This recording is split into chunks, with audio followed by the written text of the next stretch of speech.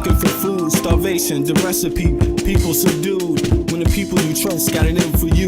Deceit is the word of the day in every crew. Don't let it go. It's from the days of old. Time is up, but some still do not know. Can I make up my mind? Is it worth the dime? Do I have to take a minute just to make it mine? Life's never fair, but don't listen to the TV. Go out and take a listen to the streets with the people in the slums and the homeless bums with degrees and degrees sitting under a tree. It's not easy in the world for the poor man, the one that brought you to reality. See, they don't want you to know about the black sheep. Even 7 rows to the 12 families all around the globe with an ancient code. Is it really asking a lot to say a dead old? Cause we sitting on the earth looking back at extinct, and I'm standing on some ground that's about to sink. I ain't scared for a minute, I ain't about to blink, but I documented for the world what I see and think. Feel we on the call and up and we on the brink. All Congress gonna do is waste paper and ink. Vote or die, you voted and you'll die. You can have it both ways, can't say it's a lie. You can march all you want, but they playing you wrong. They only understand war, it's the same old song. They want war, all they really want is a war. Diversionary tactic to make the pigs fall. The diamonds in the morning, you know they want more, but they wanna keep it low, so they manifest the war.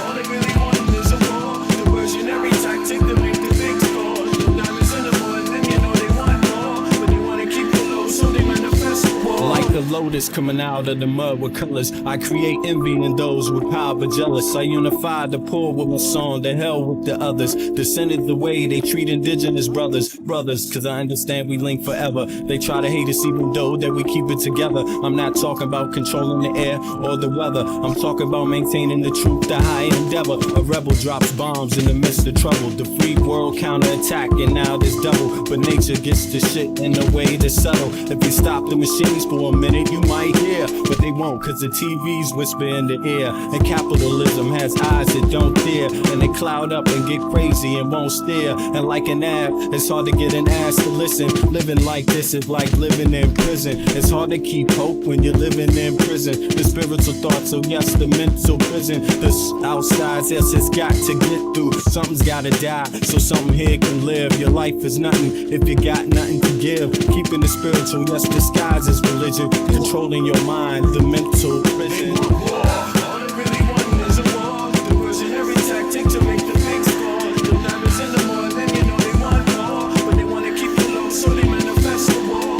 Check. All they really want is a war. Diversionary tactic to make the pigs fall. The diamonds in the morning, you know they want more, but they want to keep it low. Alrighty. It is Wednesday the 4th. March 0807 Central European Time. That makes it what is that about? What is that? Oh no, it's 9. I'm sorry. It's 09. I'm sorry, 0908. What am I talking about? Central European Time. That makes it 3:08 in the morning East Coast. That makes it 1 in Arizona and 12 out in LA, I think. Something like that. I don't know. It's something close to that. And it makes it earlier or later in the rest of the world from there on. But in any case, hey, y'all, congratulate yourselves to some.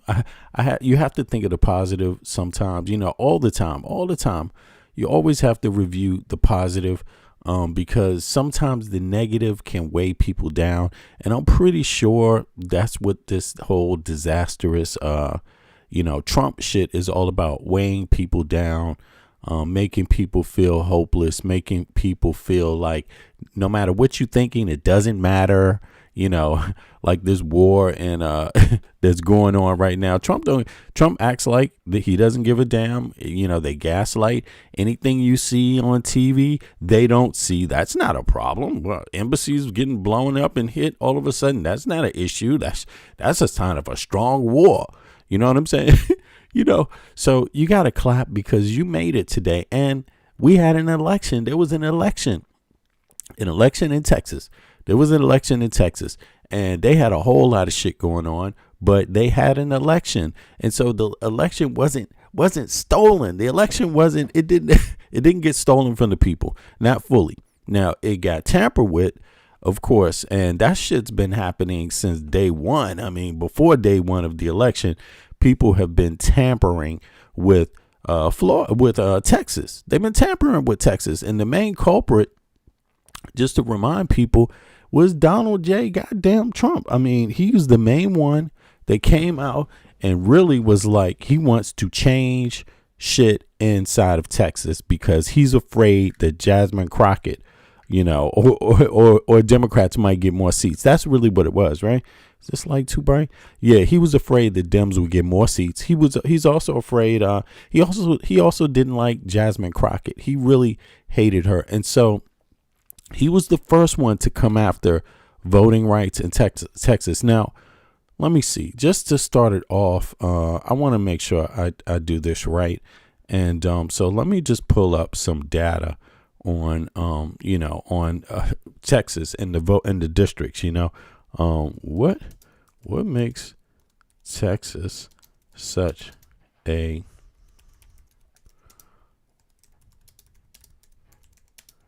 regarding and under.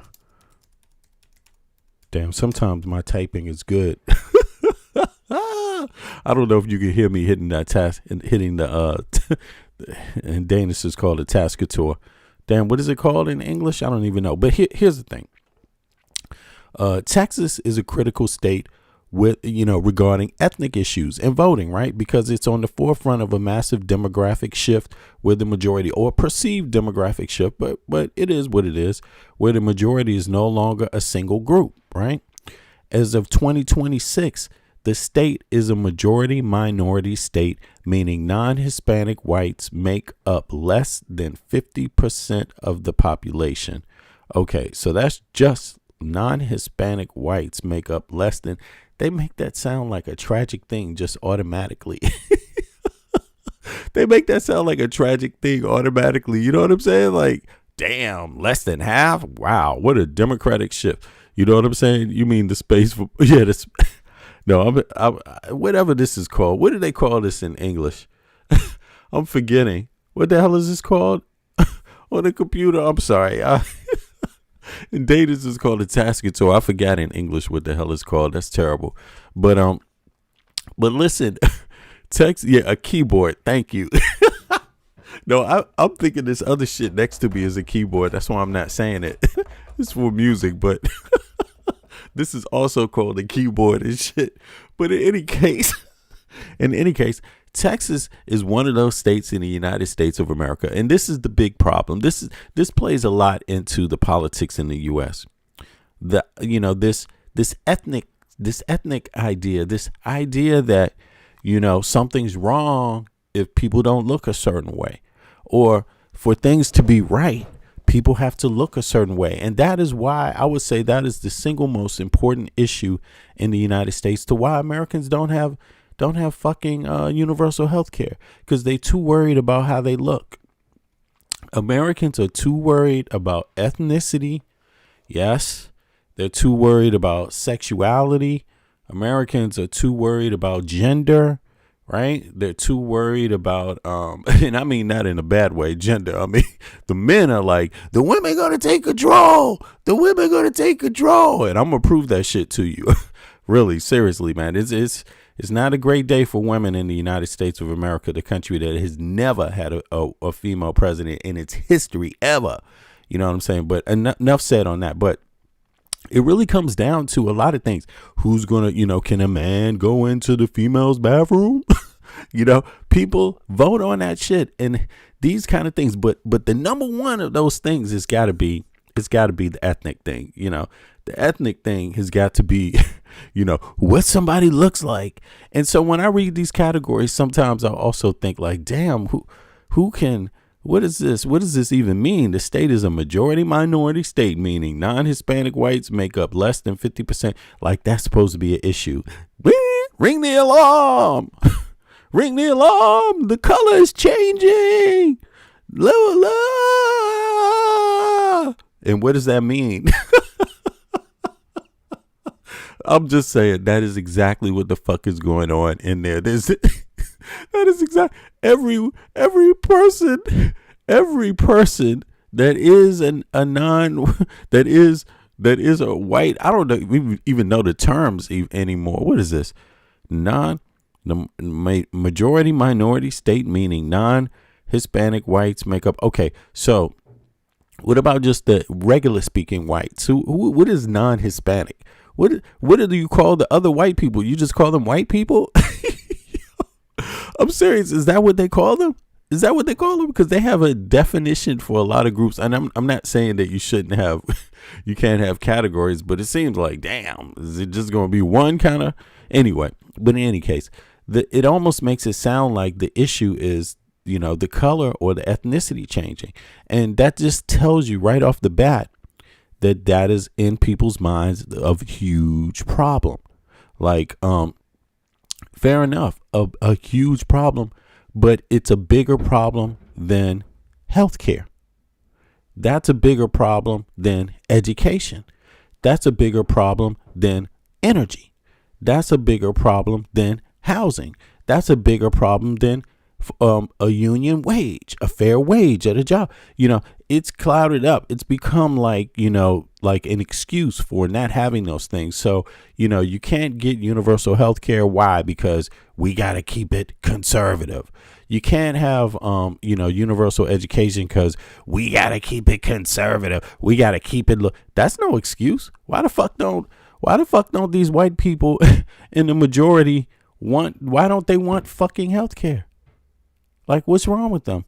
Why the fuck don't they want goddamn universal education? What is wrong with these people?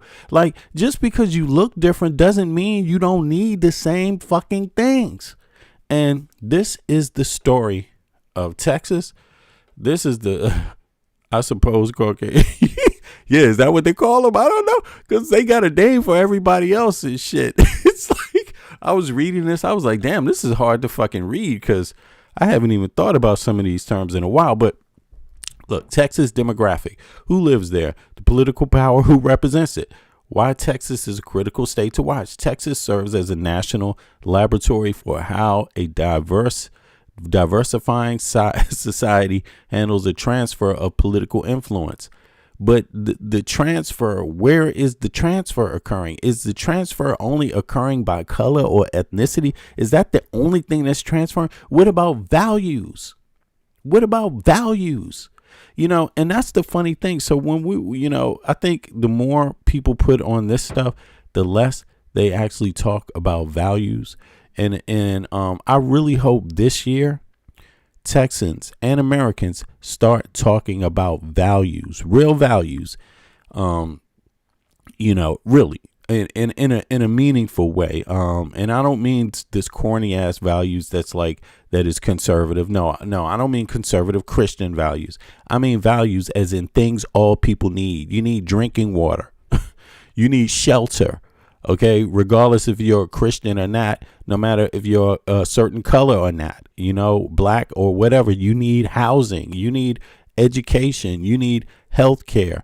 Those are conservative values. Those should be conservative values. But we're going to see that's not what conservative values are. A lot of times in the U.S., conservative, they use this ethnic thing as a way to get you to think about the ethnic part. Instead of thinking about healthcare, instead of thinking about education, instead of thinking about housing, instead of thinking about, a decent wage, they use the ethnic thing to stop everyone else from focusing on those things, and then they fuck around and give the rich a tax break. That's what happened in the United States. And I really hope Texans really learn from that, learn from it, man. You're just working class people like everybody else. You need the same things that everyone else needs. So stop voting against your interests because Trump doesn't give a fuck about you. He doesn't care about your families.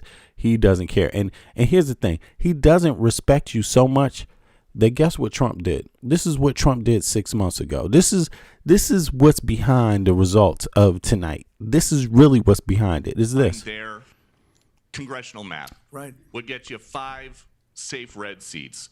Means that don't ever forget the president of the United States, instead of, he actually meddled in, picked up the phone and said, Texas should do this. This is his request. That is absurd. That's extraordinary for a president to do. And this president that is bombing, being led by Netanyahu into a war just overnight that he never bothered to speak to any Texan about. This is him fucking with your state 6 months ago.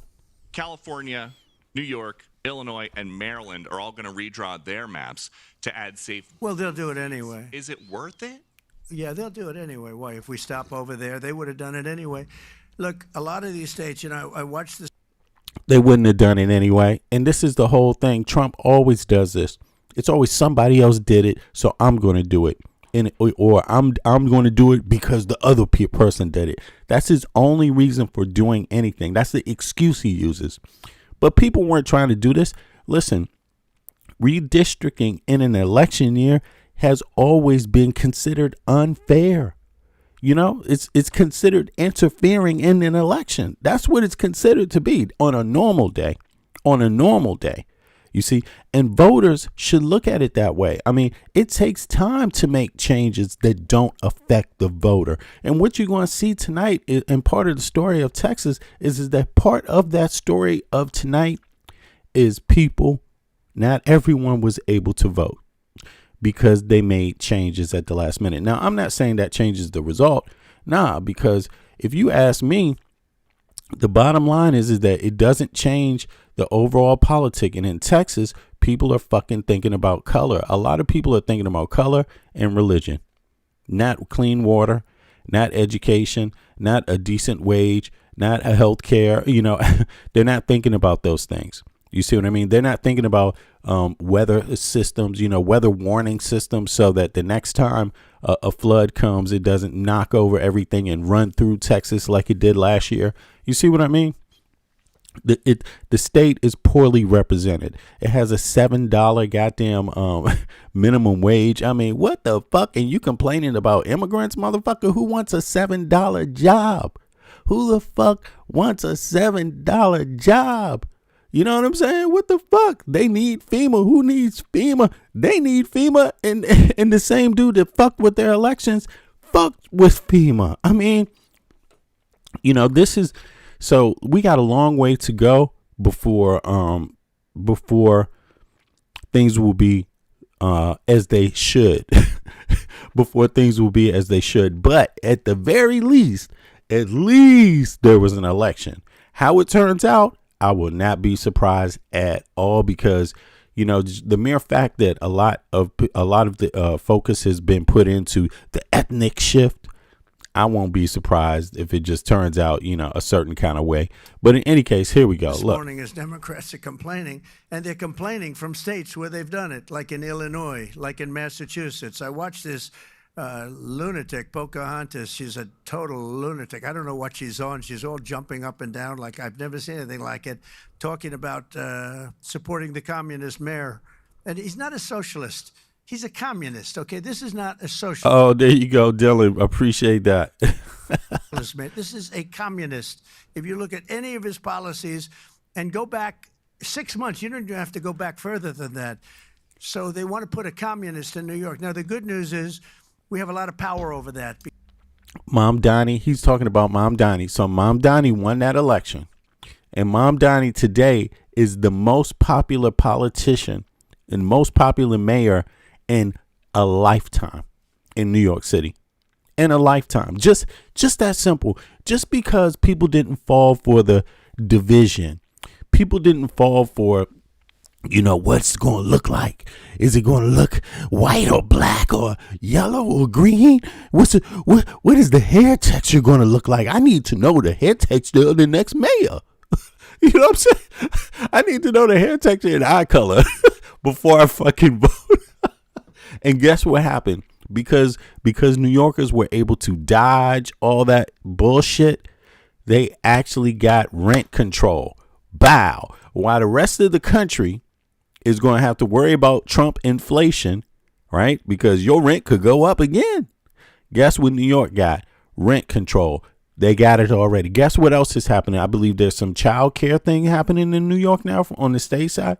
You see what I'm saying? There's many things happening in New York that basically the status quo corrupt politicians were not doing. You know what I'm saying? The big ones, the ones that were used to having a seat, sitting back, eating pretty, eating steak dinner and shit every night. You know what I'm saying? Driving around in the fucking luxury cars. They didn't want everyone else to have a decent, respectable life. You see what I'm saying? Those politicians are on their way out.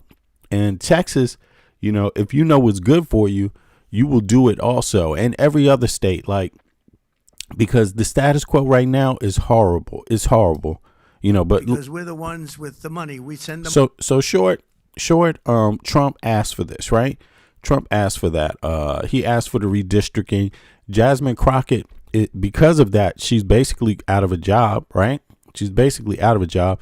That's what pretty much inspired her to run for Senate, right? And yeah, sorry about that. That's pretty much what why she ran for Senate. I mean, it's not the only reason, but it's one because they redistrict her county. You see what I mean? It made it so she can't vote. But what is the history? I mean, is there already ethnic division there? Look, it says the Hispanic growth has grown, now largest ethnic group in Texas. Their growth driven largely by natural birth rates, domestic migration, accounting for nearly half of the state's total population increase over the last decade. But that's okay, you know. Okay, now let's see here. The Purcell principle in redistricting. Okay, in late 2025 and early 2026, the U.S. Supreme Court allowed Texas to use congressional maps that lower courts had previously flagged as racial discriminatory. So this is a part of Texas history. What is going on right now is a part of what the lower court described as racial discrimination. The Texas lower court described it that way. And then the Supreme Court, Donald Trump's friends, overturned it, essentially. That's what happened. But it is part of the history. You will never be able to tell the history of this election. You know, you won't be able to tell it without the fact that it went to court when they tried to redistrict it, and the federal courts and the local federal courts called it racial discrimination in Texas. This has created high stakes environment for 2026 midterms. Okay, so now look, let's see here.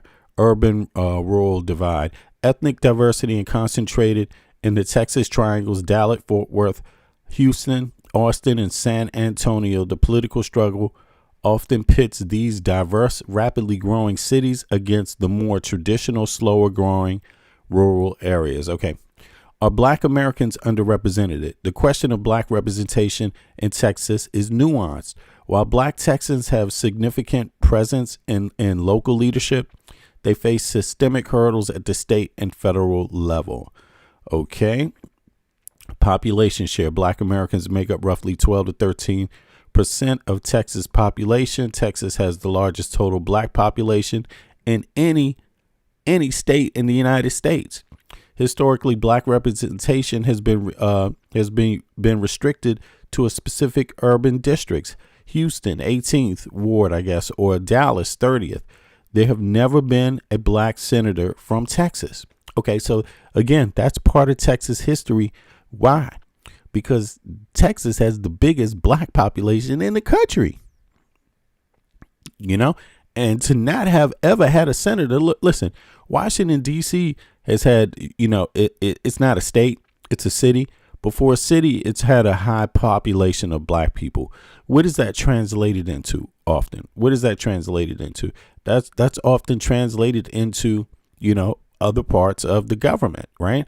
Other parts of the local government or just local economy, just life in general, but also government. Black people haven't been totally segregated out of DC government. You see what I'm saying? But when you're talking about the highest population in the country, and what does it say here? It says there has never been a Black U.S. senator from Texas. That's part of their history. That's not DC. That's Texas. Redistricting map. Recent 2026 court battles highlight concerns. New maps dismantle districts where Black and Latino voters previously had the power to elect their preferred candidates. Exactly. So this redistricting, it changed that. Now, however you feel about it, you can feel however you want about it, but those are the facts. That's part of the history. You don't have to agree with the history, but it is the history. You see what I'm saying? So, when I look at this election that happened tonight, I see it in that lens. Now, let me see here. Let me go over. Can y'all see this? This is what is going on. Now, wait a second. Let me go back here and take a peek at what they're saying about this. There's some details, and then we go on. They haven't picked a leader yet out of the out of the Senate, right? Obviously, out of the primaries, they're caught up. There's probably going to be a runoff on the Republican side, and there could be a runoff on the Democrat side.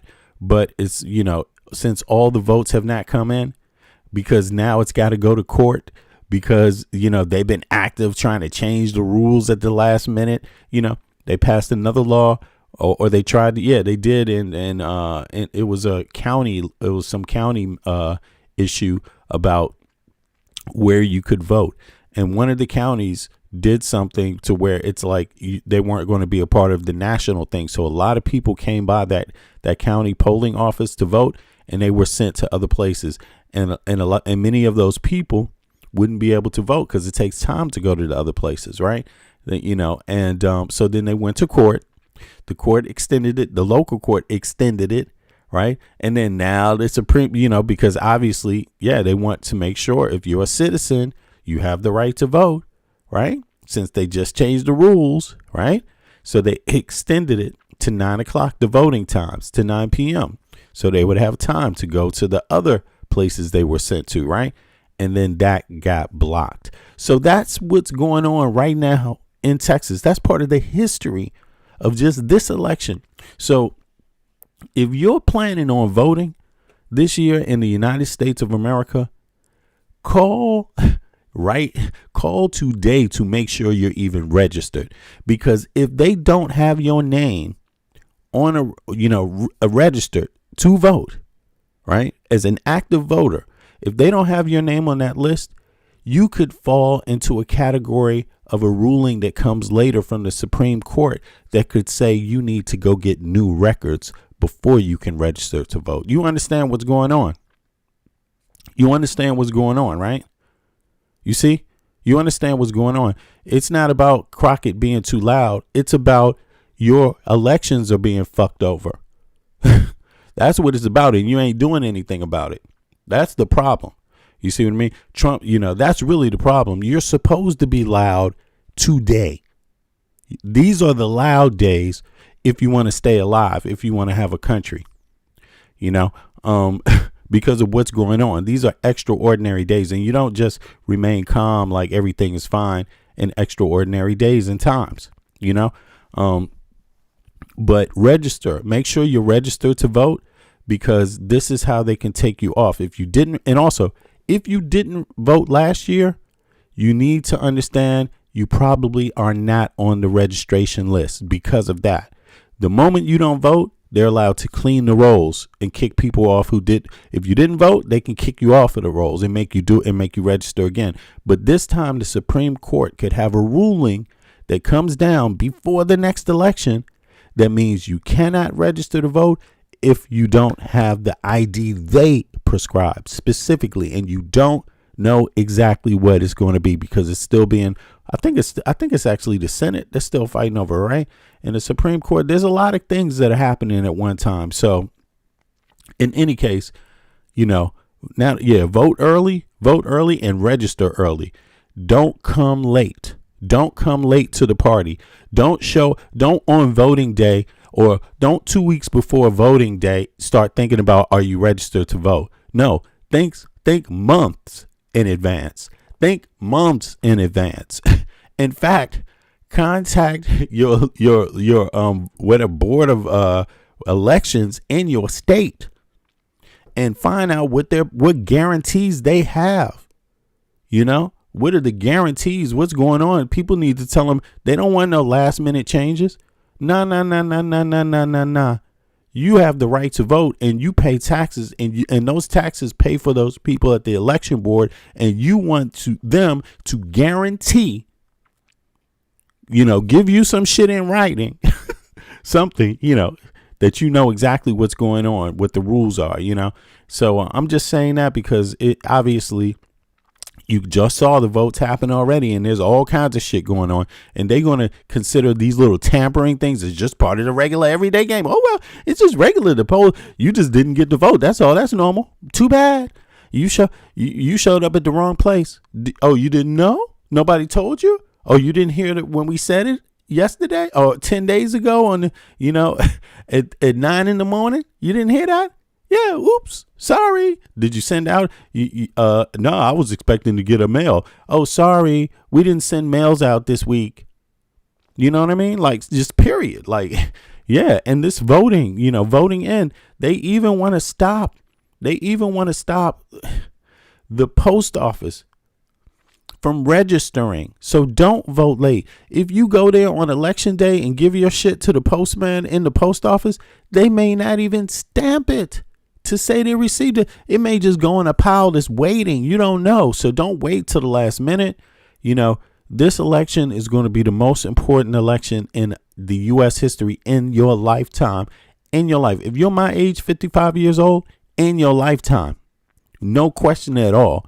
In your lifetime, this election. But all right, so let me just go back and hear a few things here. I'm sorry. I just wanted to get that out because that's the situation. That's the situation. Welcome back to Takeout. Thanks for hanging out with us. Joining me now, CBS News political contributor Chuck Rocha, and we should note his consulting firm, Solidarity Strategies, advising Democratic Senate candidate in Texas, James Tallarico. So, Chuck, I know you know the answer to this question. I probably also know you don't want to talk about it. How can Jasmine Crockett win tonight?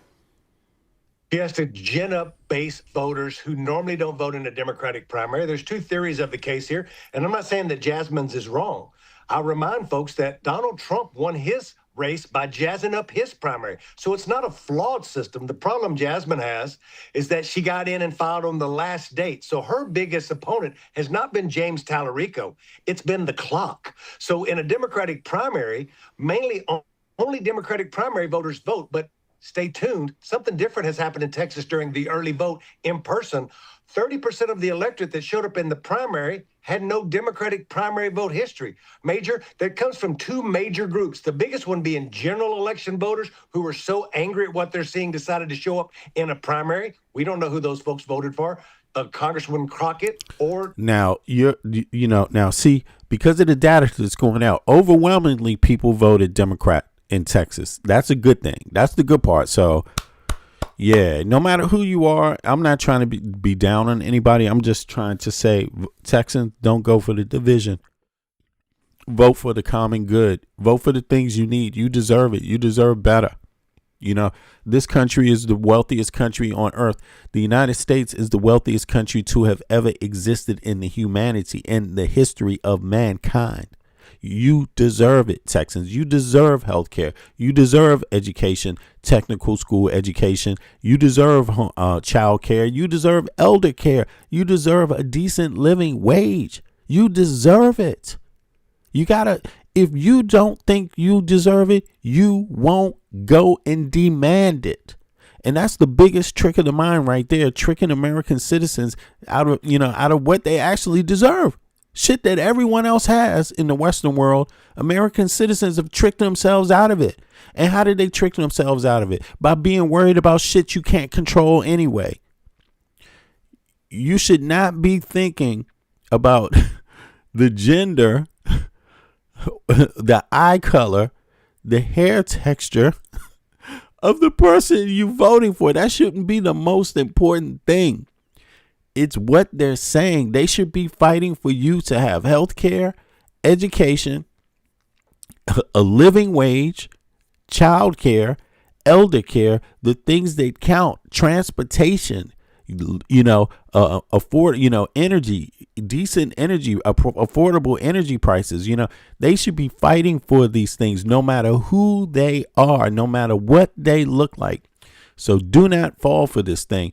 If you never voted for a woman before, fucking vote for one. You see what I'm saying? Vote for one. Think about this. I mean, just go into the data. How often are women the centers of their homes? the ones that are there in Texas. I'm talking about in Texas because I'm not in Texas. But something tells me women spend a lot of time at home in quote unquote Texan conservative families. You see what I'm saying? Not all day at home, but I'm thinking that's what conservatism represents in Texas. The man's going out to work. Mom might work, but she's taking care of the kids. These are these traditional kind of families, right? Well, why aren't you looking out for the mothers then? You see what I mean? Why aren't you looking out for the child care? Why aren't you thinking about those things? What kind of access to education a kid is going to have? I mean, if the mother does her part, why the fuck doesn't the state do their part? You see what I mean? That's just a bunch of wasted energy when the mothers are doing their part, the fathers are doing their part, and the state doesn't do their part. You see what I mean? Yeah, they want women at home in the domestic slavery. But they want them home, and they don't even want them having no child's care. They don't want them getting out of the house. They're like, nah, fuck an education. You gonna stay home with mama. But they haven't figured it out yet. You haven't figured it out yet. But in any case, I'm just saying, you deserve better, Texas. You deserve better, and don't make it about the Latinos. Don't make that your problem. Make not having health care your problem. Make not having the more of you that have health care, the longer you will live. Haven't you figured it out yet? That's the theory right there. If you have some health care, you might fucking survive. You know what I'm saying? If you have a decent paying wage, you might survive out here and shit. You know what I'm saying? You're going to work. Is that what they really want? But in any case, here, let's go. Rico, and also folks who had a Republican voting history. Almost 12% of the Democratic primary voters, get this, in person, already voted, have some history of voting in a Republican primary. These two things are very unusual in a primary. What have you seen, if anything? So you hear that? So they're going to be running out with that data, totally scared, and they're going to be doing everything they can across the country right now. They are going to throw everything they got at stopping these elections, at stopping people from voting because of these results. That's what they're going to be doing. They're going to be spending money on online troll farms, right? They're going to be saying the same old things over and over and over. They're going to do everything now because they see that if the population in Texas is fucking pissed, see, you can still be conservative without being stupid. You can be pissed at Trump and still be conservative. And they're seeing that. You see what I'm saying? They're seeing like people are like, no. Something is way wrong with Trump. And it's not just his thing about, they're not even thinking even about the ICE thing. Some of these people can live with ICE, but they're like, damn, this dude's a goddamn traitor to our country. Why can't you do ICE and not be a traitor to our country? Why can't you do ICE and not be a Putin butt licker? Why can't you do ICE and not be a Netanyahu butt licker? Why can't you do ICE and, people are like, why can't you do ICE and keep electricity down and get, and get our health care back up? Why can't you do ICE and help, help the cost of living come down? But Trump can't do that. Trump can only do ICE and nothing else. Nothing else, right? And Republicans are starting to see that. And I'm telling you, go register to vote. No matter what state you are in, make sure you are registered to vote, because these people, when they see the results of this election, they are going to fucking be shaking in their goddamn boots, because it definitely ain't going to be the type of conservative situation they was used to having last year. No, it's going to change, and it's going to be very, very anti-Trump change, straight up. Thing about day of turnout today. It's up. It's up everywhere. And what I was telling people, Major, is that so many people had voted early. Historically, for all of you at home, more people voted early in the Democratic. Oh, look at this. Patriot Arms said, even though he's probably not an American, Patriot Arms says, yes, Texas conservatives don't depend on the government because we don't need the government to survive.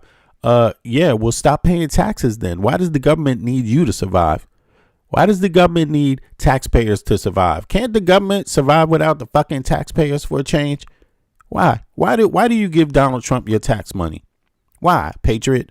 Is that the only patriotic thing you could do? Is give some bombs to Netanyahu? Is that it? Is that the only patriotic thing you could do? You mean you rather give money? You rather give money to Hakeem Jeffries' dental plan than your own kid's dental plan? Because that's what you're doing anyway. You're paying taxes, you jackass. Okay, so what are you talking about? Is your money, asshole. Primary that had voted total in all the primary in 2018 or in 2022. Patriot is a Patriot's not a Patriot is a fucking bootlicker. Take that name off, you bastard. And we're continuing to see that. You ain't no damn patriot, man. What the fuck? You're a loser.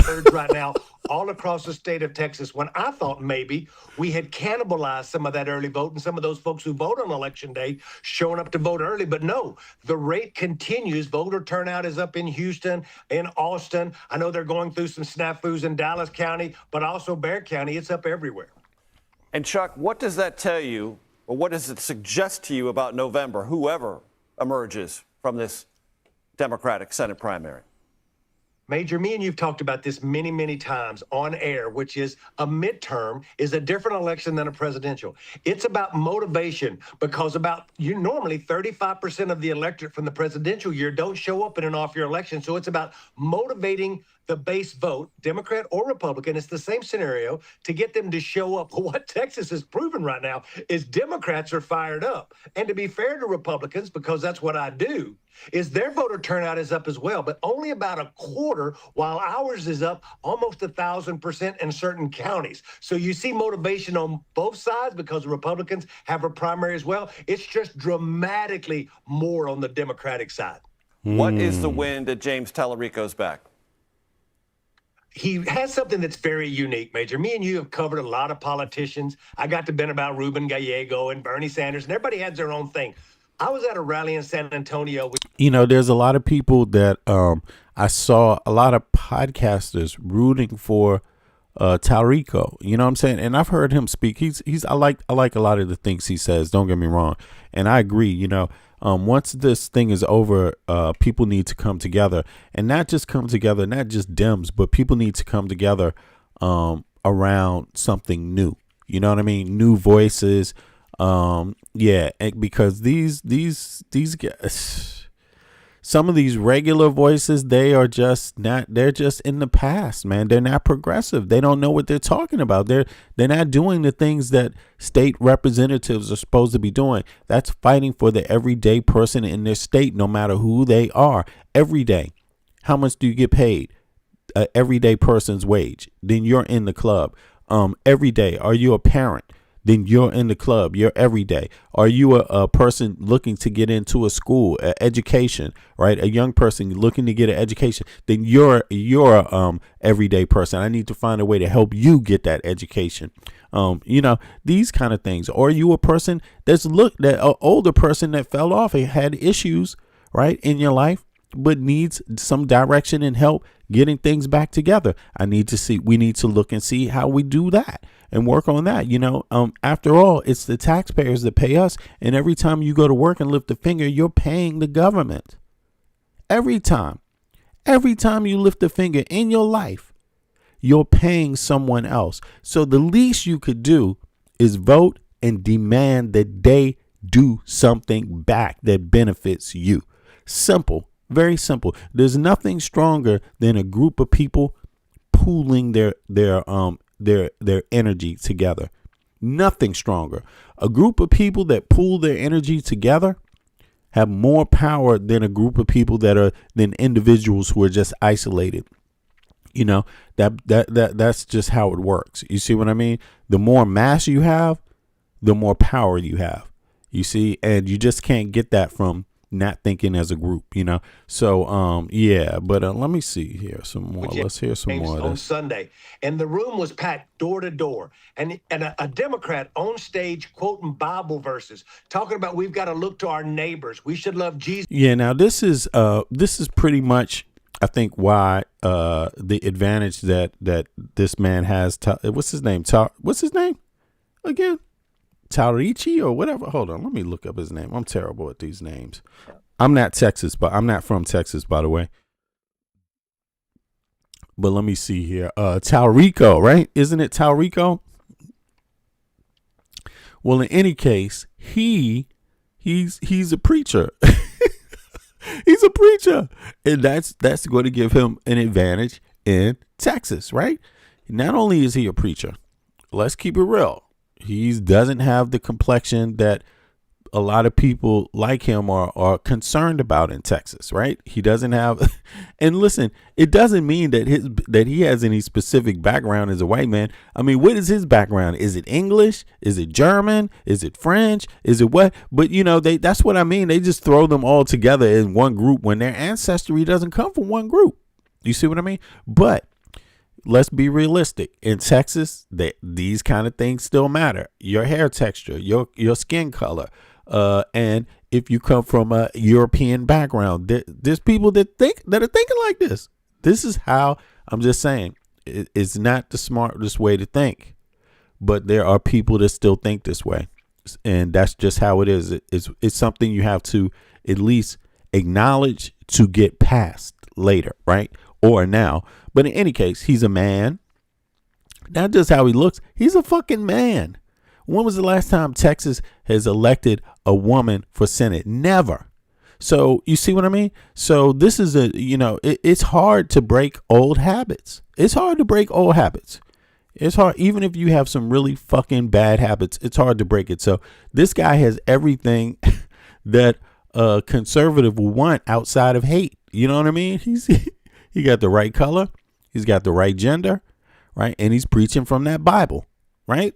That's what he has. And Jasmine Crockett doesn't have that. She got the wrong color. She's got the wrong gender. And she's not preaching, telling you to come to church every day. She's saying, hey, you pay your taxes. That's good enough. You already paid your tithes. Now let's do something with them to make your life better.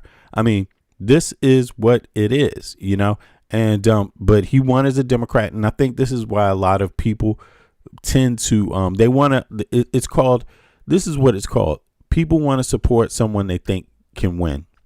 And because of these issues in Texas, they're more likely to think he can win than Jasmine Crockett. Even if Jasmine Crockett could, people don't want to take the risk. That's basically how I see it, right? And I'm not saying anything about him personally, and I'm not indicting people that vote for him, because of course there's a lot of nuances too for his supporters. You see what I mean? There's things that, and there's nothing wrong with wanting to win. But we will see. I think he's going to get his chance to govern, and he will have his chance to see. But again, this all is packaged into the history of Texas, this Texas election this year. All of that will be transcribed in notes in the history books. And then people will see in the future, a couple of years down the line, we will be on our podcast like, remember that day when motherfuckers ain't vote for Jasmine? Remember that day? Texas still don't have a woman and shit. See how it turned out now? So, but that's if he does bad. If he does good, then, hey, then guess what? Christian men, hey, good one for you, man. Good one for you. You stepped up in the world if you do the right thing for a change. You know what I'm saying? Start thinking about the meek, like Jesus for a goddamn change. You know what I'm saying? Start thinking about the prostitutes too. God damn it. You know what I'm saying? I mean, come on now. Be a Christian, man, for a change. You know what I'm saying? If being a Christian in Texas meant being kind-hearted, thinking about the meek, everybody helping each other, like I was saying, that Danish phrase, vi skal alle sammen hjælpe hinanden. We all have to help each other. If it meant that, it would be a beautiful thing. But for too long in Texas, it's meant we gonna hang somebody. You know what I'm saying? So, but this is what you got. This is what you got. Congratulations, Texas. It's not over. Things are still being counted. But listen, the rest of y'all out there, regardless of what the fuck Texas does, don't take any chances. Your life is still on the line. Not even just your life, your lifestyle is on the line. It's on the line this time. So please register to vote. Don't wait till a month before the election to find out if you registered to vote. It could be too late. Getting a passport Some of you will have to get passports if you're not registered before you can register. I saw that in the chat. Somebody mentioned that. Kudos to you. Yes, I have my passport, but everyday American citizens, you might want to consider doing that because it's going to take you minimum 6 weeks. You see what I'm saying? Like, you could pay a little extra to get it expedited, but do not depend on this government to be doing shit right. You know what I'm saying? And to get a passport, you still need to go in there with some documents. You see what I'm saying? You need to go in with there with some shit they say works for them, you know? So just think about that. Yeah, they're challenging people's right to vote. They're challenging people's right to vote this time around. So do whatever you can, you know. Yeah, but don't wait till the last second. That one is not going to work. Yeah, get this going, you know, get this going early. You know, the people that wait for the last second are very likely to not be able to vote this time around, you know, so don't do that. Be the early bird. So, in any case, kudos to Jasmine for running a good race. Kudos to Tario, right? Is that his name? Tallarico. Kudos to him for running a good race. And, whoever wins, I hope they work together for the betterment of the state. That's a great thing. You know, even if Tallarico wins, I think it's wise for the future of his state for him and Jasmine Crockett to get together and show some solidarity together and make a commitment to each other. And, you know, regarding what's going to happen in Texas and how things are going to be done, you know, because the state deserves that. The people deserve that. Texas deserve to feel like they belong, like they're at home, you know. And yeah, no identification, no vote. Well, guess what? I already have identification when I vote, but people don't like my vote. You know, I voted for Kamala Harris, you know, but you can't stop me from voting. But I always have an ID when I vote. But here's the thing. You can't tell somebody else, some other state, what to do, Ocons. Okay? So you have to remember states are different. You know, states have the right to make rules also. So just because you don't like their rules, you should be concerned about the rules where you come from. Ocons, what state you live in, Ocons? What state you live in? Just so I know. Let me know what state you live in. You know, most states require ID anyway. So that's why I'm asking that question, because no ID, no vote. Yeah, but most states already require ID. Most of them belong, you know. Ocons joined YouTube June 13th, 2022. So 3 years ago. The account's 3 years old, Ocon. And Ocon is demanding that people have ID when they vote. Did you need ID to start this YouTube page, Ocons? I bet you didn't. I bet you ain't need an ID for that, Ocons and shit. You just open it up and just demanding shit out of other people. Yeah. But to be honest, most states already require ID. This is the issue about ID is not really what it is. The issue is that they want to stop people who are citizens from fucking voting. So they want you to come with new ID. They don't want your old ID to matter. You see what I'm saying? They don't want your old birth certificate to matter. If you got an old birth certificate, a copy birth certificate, things like this, any of these things, if you have something like that, you're going to have to go and get yourself a new one. It'll probably cost you like $50 way ahead of the election.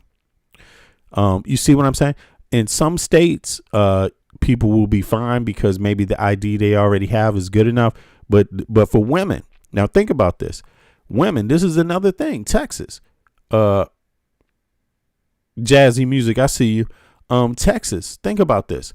And the fact that they've never had a woman, right? They've never had a woman senator in the history of the country in Texas, the history of the state. Well, are they going to be one of the states that require that all their women, because when the women get married, they change their names and it shows on their marriage certificate, but it doesn't show on their birth certificate? Is Texas going to be one of those states that fucks over all those women? You see what I'm saying? These are the kind of changes they're trying to put into the system that people need to be concerned about. So especially, look, you know what? You know what I would advise you to do, women? Just go look out for yourself this time, man. Don't drag the guy's feet. If you got a son, help him understand. But if you got don't worry about these lazy ass men out here. Like, go handle your shit, because if you leave it to some of these men, they don't even fucking know what they're talking about. Like, I'm just telling you, who in the right mind would want women to have to take one more step than them? What real man would want a woman in their family to have to take one more step than them just to vote? A punk ass. That's who.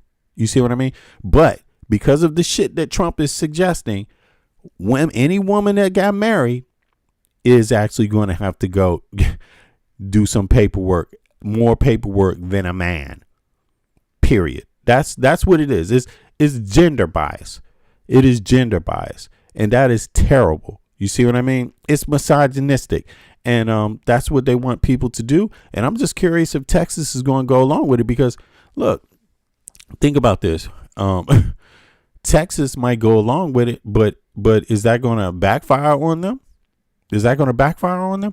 Half of the women are white women. Is that going to backfire on them?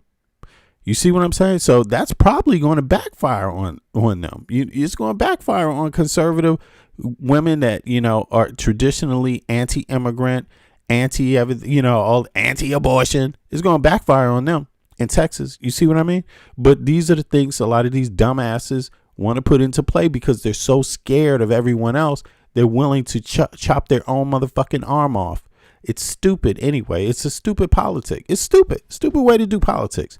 Voting based on ethnicity, not based on clean water, not based on education, not based on healthcare, not based on housing, not based on making a decent wage, not based on raising the state minimum wage up from $7 in Texas to 15 or 10 at least.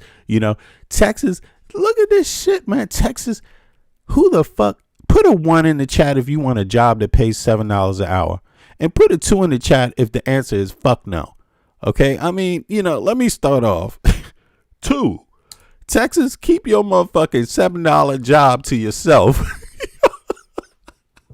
Keep that fucking job to yourself.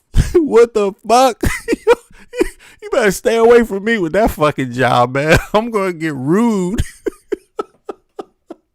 Man, what do you think? You think I'm a cheap motherfucker or something, man? I'm going to need 3 times that amount, okay? to fucking live. What are you talking about? Who the fuck and what the fuck? I mean, I'm sorry. And this is the best the state got for you? So that they... I mean, I'm sorry, man. They doing people wrong down there. Texas, keep that goddamn $7 job to your motherfucking self. I'm just telling you. Okay. Now, even though things are bad there, ironically enough, Trump, while they're trying to minimize your vote in the United States of America, you know what I'm saying? They actually want to help other people fucking vote in other parts of the world, and they want to free people and get people out of tyranny and shit. But in the U.S., you know what I'm saying? In the U.S., they don't seem to care anymore, man. They don't seem to care. I mean, it's really sad. Your tax dollars, somebody said, yeah, we don't need help from the government. Look, who is that who said that? We don't need help from the government. Don't stay away from the taxes. We don't need no tax money. We don't need none of that help for our taxes. Some stupid ass troll in the chat. Yeah, and your taxes is paying for shit like this too, you dumbass. Everybody else wants something from your taxes except you stupid ass. On fire. This new video appears to show the smoke billowing over the complex. Embassies, U.S. embassies getting hit. U.S. embassies are getting hit. They're getting hit. U.S. embassies are getting hit. It's your tax dollars that built them, and they go into war and they can't even defend their motherfucking embassies. Like, who planned this? Who planned this shit? Like, really, do you really think this is just by coincidence? I don't. It's not just poor planning. This is by design, if you ask me, and it's by design with the tax dollars, with your tax dollars. So anybody who's out there talking about you shouldn't be able to get health care from your tax dollars, You shouldn't be able to get education from your tax dollars. You shouldn't be able to get no child care with the tax dollars. You shouldn't be able to get, no elder care with the tax dollars.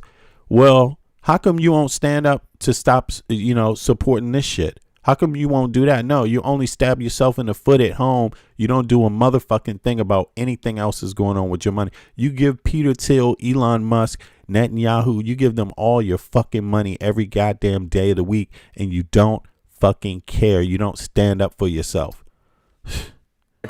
3 U.S. embassies in the region are closed as the State Department is urging U.S. citizens to leave the region. I also saw the media reports about Dubai's consulate.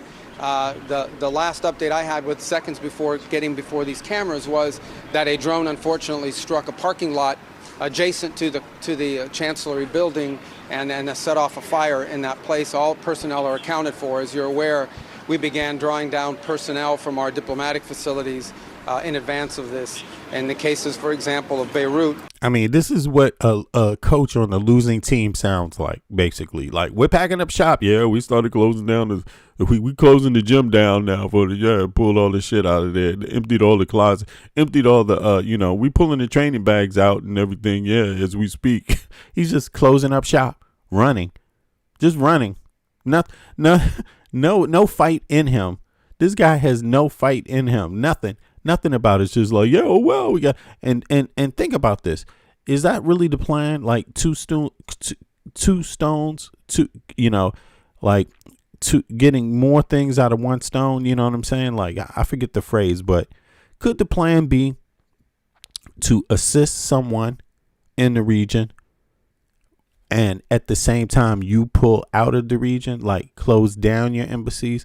Like, anything could be happening right now with the American people's money. Anything could be happening with your tax dollars right now. And a transfer of wealth to some rich people instead of you could also be on the menu. Just keep that in mind. That could be what you're seeing. You know what I'm saying? That could be what you're saying. If things can be a little more sinister than you might think. It may not just be tit for tat. There could be something well orchestrated, because people are saying, how the hell could it be so easy to hit so many goddamn American embassies? How's that possible? How's that possible? With any planning, how's that possible? We basically drew down to a bare bones, as well as in Baghdad and in Erbil and in a couple other posts as well. So we've been very fortunate, obviously, but our embassies and our diplomatic facilities are under direct attack from a terroristic regime.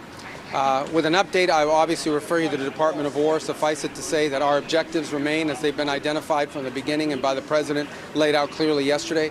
Iran can never have a nuclear weapon, and we will now not allow Iran to hide behind the immunity of a massive short-term ballistic missile inventory or the ability to make them or launch them.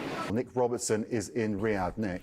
It's little information about the 6 U.S. service members that are dead, but it's likely they come from towns where people don't have universal health care. Their family members probably don't have their mom, their dad, their sisters, their brothers, all of that shit likely don't have any universal health care.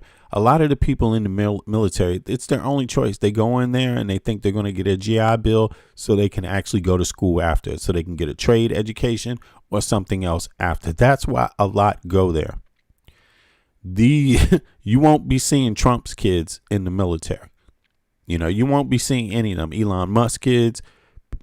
Not that he got a lot of kids, but you definitely won't be seeing Peter Thiel's kids. But in any case, you won't be seeing any of these rich people's kids in the military. You will be seeing broke ass American citizens' kids in the fucking military. That's who you will see. That's who you will see. And their families do not have universal health care, but Israel does. All Israelis have universal health care. Yeah. All American citizens definitely don't. 30 million Americans have no health care, and that's conservative numbers. And most of these people that go into the military, it's because they can't get a job anywhere else and they can't afford an education. Like, that's really what it is. So they're going to die for these rich people right now. That's what they basically going to do. And it's going to be uncoordinated. You know, it's not going to make any sense at all, but it's going to happen anyway. Yeah, this seems to be a systematic effort by Iran to intentionally target U.S. embassies, U.S. consulates in the region. The U.S. consulate in Dubai tonight, dramatic images of huge plumes of black smoke rising over the skyline there. Dramatic pictures that many people probably never imagined that they would see, even if the United States and Israel went to war in Iran.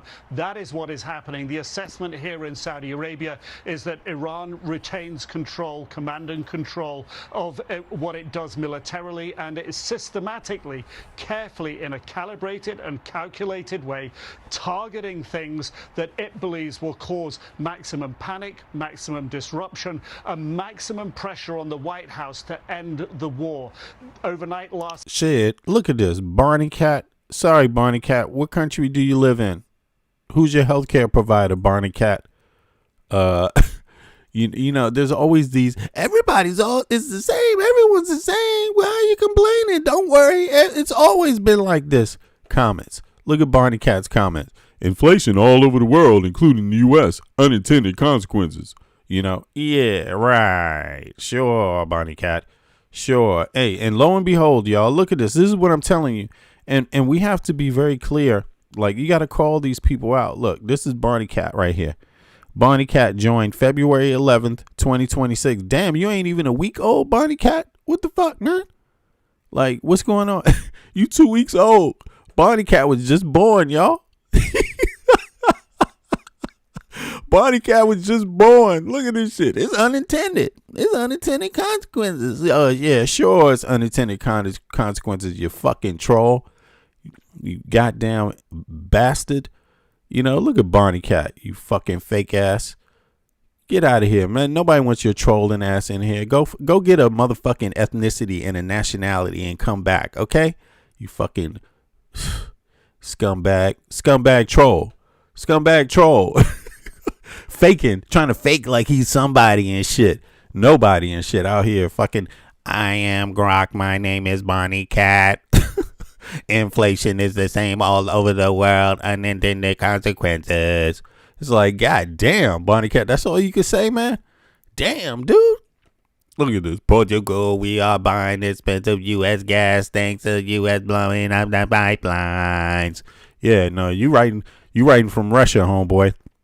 You are an idiot, friend. Oh, yeah, I'm an idiot, and what are you? What does this make you, Barney Cat? What does this make you? I'm an idiot. And what are you? What are you? Joined February 11th, 2026. My name Barney Cat, and I want you to believe me. Believe me over the nigga with the video. I'm gonna hide myself, yo. I'm gonna hide myself, but believe me, I'm hidden. Oh, my name is Barney Cat. You know what I'm saying? You don't understand anything. I understand a lot, Barney Cat. I got your punk ass over here listening to me. So listen up while you hear and learn something, you cornball. All right, here we go. Let's see here.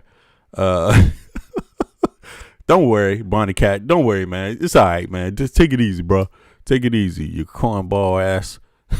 Trying to fake. You think I'm going to fall for your punk ass? Nah, you got to show me something before I believe you. I don't believe you shit. I don't believe nothing you say or anything about you, okay? As far as I'm concerned, you're fake. Totally. Now, keep talking your shit. Let's go. Signs of letting up. Quite the opposite, actually. Israel and the U.S. have stepped up their attacks, with President Donald Trump saying America has the capability to keep going far longer than the 4 to 5 weeks originally planned. Iran has widened its retaliation in response, attacking a number of Gulf states and the U.S. Embassy in Saudi Arabia. The conflict has also spread to Lebanon, where Iran's ally Hezbollah says it's ready for open war with Israel.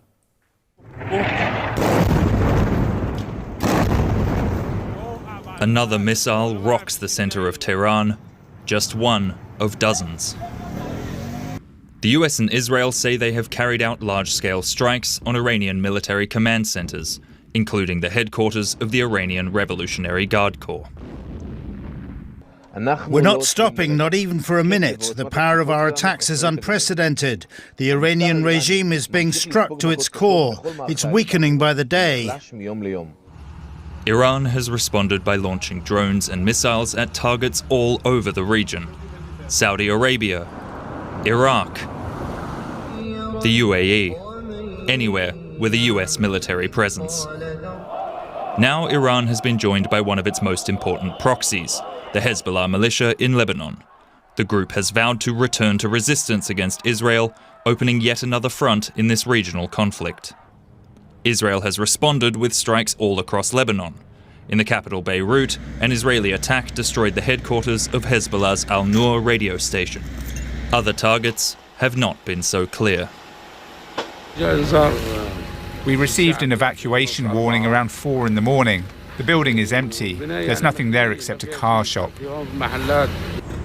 Israel has now launched a ground incursion into southern Lebanon, and tens of thousands of Lebanese civilians are fleeing their advance.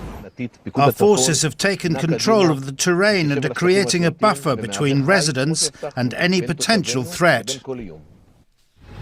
What began as a surprise attack on Iran by the US and Israel has quickly spiraled into a region-spanning conflict. Both the US and Israel say this will not be a long war, but with escalation after escalation, the opportunities to end it are few and far between. Earlier, I spoke to Justin Crump. He's an intelligence expert, a British Army combat veteran, and the CEO of Sibylline, that's a security consultancy in London. With Ayatollah Ali Khamenei now dead and no clear successor, I asked whether the leadership vacuum could leave Iran even more unpredictable. There are a lot of quite bad outcomes, I think, of that current situation. Obviously, the aspiration, I think, from the US and Israel is that removing leadership might lead either to full-on change in Iran or a environment where new leaders took over who are willing to negotiate differently. I think the reality is whatever happens will fall short of that. And the worst fears are, of course, of complete collapse in Iran, something that looks very much like Libya did, in quite similar circumstances, airstrikes being used to bring about a change of government, but without the ability to influence events strongly on the ground in a very complicated country. And Iran is a very complicated country with multiple ethnic groups, despite the way it can look from the outside. So the big fear, I think, in the Gulf region ahead of the conflict was Iran collapsing, civil strife, potentially violence throughout the Gulf region, mass movement of refugees, and of course that poses threats to Europe as well. So a leadership vacuum in the long term, a breakup of the state of Iran in the long term, something that people are very focused on as a negative outcome, even if that at the moment is not necessarily looking likely, the fact that it is probable scares many.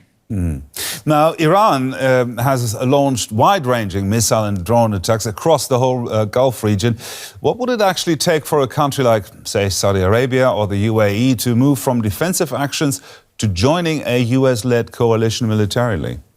You know, how many of you all think that there's going to be troops on the ground in Iran? How many of you think? Put a 1 in the chat if you think there's going to be boots on the ground in Iran. Put a 2 in the chat if you don't think they are. I think it's possible. I'm going to be honest. I think Netanyahu is totally misusing Trump. I mean, not misusing him, like Trump's his bitch, basically. So it's not misusing when you're crazy, when you're a sucker, right? But I think it's very possible because obviously, I mean, in my view, it seems like Netanyahu controls Trump, right? And it seemed, and that would be easy because if the things people say about Trump are true, then it's easy to understand why he could be used, right?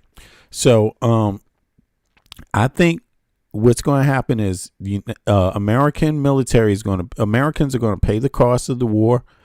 It's going to be a big war. You're going to pay the financial parts of it. You're going to pay for the boots on the ground are going to be your lives lost. Yeah, I think other people will too, but I think Israeli lives lost will be minimal. That's what I think. And why? because you know, they have an argument to say, well, we're not many and they are many and we can't do this without you. And then on top of it, Trump is a piece of shit. So Trump is going to go along with it anyway, because he already said it. He already said it, like, you know, there's going to be more. That's just the way it is. He ended the shit with a Tupac joint. It's just the way it is. It's like, damn, really? There's going to be more deaths? So I'm prepared to see Netanyahu dog walk Trump and the U.S. military into this war in the Middle East, and just so they can be sitting ducks and be getting picked off. And by the way, so you can kill a bunch of people. So the U.S. military can kill a bunch of people. But it won't be for us. Keep in mind, it won't be for us. You see what I mean? I mean, we don't even have shit at home. We can't even get, see, we know it's not for us because we can't even get shit for our own tax dollars at home. You see what I'm saying? Well, American citizens work longer hours than anybody else in the Western world for a full-time pay check. We work longer hours and take home less after we pay our expenses than anyone else in Europe. You see what I'm saying? So, you know, we're, in a way, our government is used to treating us last, and other governments just look at us in the United States and say, when are the citizens going to wake up about this? I mean, a lot of other people love Americans. We've been to People's Rescue plenty of time. And Israel should love Americans because we've been there, a steadfast ally of Israel since its conception. We've been their strongest ally that they have ever had in their existence for generations. Period. So we have a right to speak up, American citizens, about this because, yes, we have been that for Israel. But if there are things that we don't like because of the leadership in Israel, we're entitled to say it. It's not against Israelis. It's against the leadership and what they do and how they do things. Secondly, Netanyahu, you could speak up for American citizens. You could come there and tell Donald Trump to tell Congress to get us universal health care like your citizens have it already. You could do that for us if you're our friend. If you're our friend, you could do that for us. Okay, so let's continue. Let's see a little more of this. Hold on. I mean, you have to consider that if any other nation really was under the level of attack. Oh, yeah, Highlander.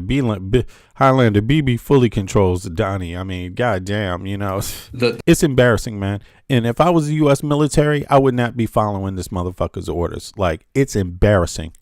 It is embarrassing. I've never seen a superpower be the student in a war. It's like we're taking directives from what is this? Who's leading us right now into this? You know, it's obviously not the United States brains leading this battle. It's definitely not. It's not, you know, because no one does it this way. You know, there's no strategy about keeping us safe. Our embassy, our citizens on the ground weren't even given notice. The U.S. embassy sent messages out telling people they cannot help you. That's what's going on with American citizens in that region of the world right now. Just stranded, totally stranded from one day to the next because these motherfuckers knew they were going to do this in advance and they didn't even give our citizens on the ground. Man, fuck that bullshit. The Gulf states are seeing at the moment, you know, you would feel they'd be more than within their rights to engage in action against the country that was attacking them, the country that was sending missiles and drones and targeting their infrastructure and their civilians day after day and in quite large numbers, particularly in the case of the UAE, and potentially even fomenting civil unrest in the case of Bahrain. So I think the restraint of the Gulf nations is notable. They spent a lot of money on their armed forces for this exact scenario. And they have restraint. Yeah, what about the U.S. military? Did we have restraint? No, we just went in there. Israel's going to attack. We better join them. Oh, my God. What's going to happen if Israel attack and we don't also? What's going to happen? It must be getting very tempting for them to want to strike back just to show they can, they will, that they're protecting their people, that they are strong. Oh, yo, Thorne said I was in a live stream a few days ago and the most couldn't comment at all. But that problem didn't show up again for me. Yo, by the way, if you look at the top, was pinned in the chat, there is a subscribe button or a subscribe link. There's a membership link for people that want to become members. And let me show it to you right here. Right. This is what I'm talking about. And then the last link is the Discord link in case somebody wants to hop up and share a few words. So, yeah, anybody that has some brains, you're welcome to hop up. We don't always have to agree, but because we're learning, I'm still learning. So every once in a while I hear some things and I have to think about them a little bit. And I've heard a few things, talked to a few people that have changed my perspective on a few things, not and it's worth noting, even if it's in the slightest, that's a good conversation. You know what I mean? So, but yeah, just to let people know. So, yeah.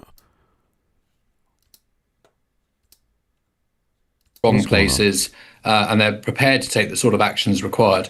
Now, of course, joining a war already in progress takes quite a lot of effort. The American and the Israeli plan at the moment hasn't been designed with the Gulf nations joining in offensive action in mind, or other nations joining it. It can be adapted, of course, but that takes additional effort, an increased headquarters function. And obviously there is coordination on defense at the moment. How quickly that would be shift to offense is unknown. So, of course, the Gulf nations may already have made a decision that they will attack Iran, but it would take some time for that to manifest in action. And they probably wouldn't want to say that too early. And maybe they're also open. Listen. I mean, here's the thing. This is the problem with Trump. First of all, he did all of these bans on Muslim countries. He already did that in advance. That's a normal thing in Trump's thing. Just fuck all Muslims, right? That's what he starts his terms out. Whenever he becomes president, he starts off his term with fuck all Muslims. Got to ban them, right? And he does these kind of things. And then in the end, what happens is that when you get yourself in a situation like this, he's now saying, okay, we're having this conversation. You heard what they just said. Like, when are these other nations going to stand up? But these other nations didn't start this. These other nations didn't attack Iran. Like, Israel literally drew everyone now into a war against Iran by acting. That's what their actions do. And this is what Trump's actions did. You hear what they just said?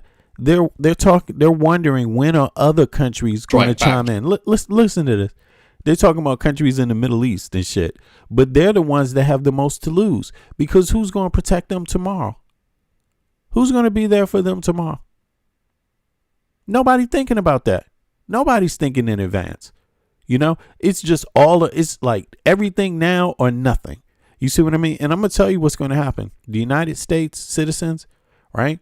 Military is going to be the main person involved in this war, picking up the slack. United States citizens will pay in lives. You will pay in treasure. You will flip the bill for it all. You will flip the whole bill. That's what it is. Very simple. And then after you've wasted all your money, then Russia and China will move in when you're ready to move out. That's what they're going to do. That's what it is, because they have plans. You got to think 1, 2, and 3 steps ahead, Yeah, exactly. You've already done this. You didn't want to be in Iraq last time. Why would you want to be in Iran? You see what I'm saying? Everybody knows that. There it is. Everyone knows that. So, yeah, this is just it. Trump wants to turn over a mess to the next U.S. president. And this is how. This is how you do it.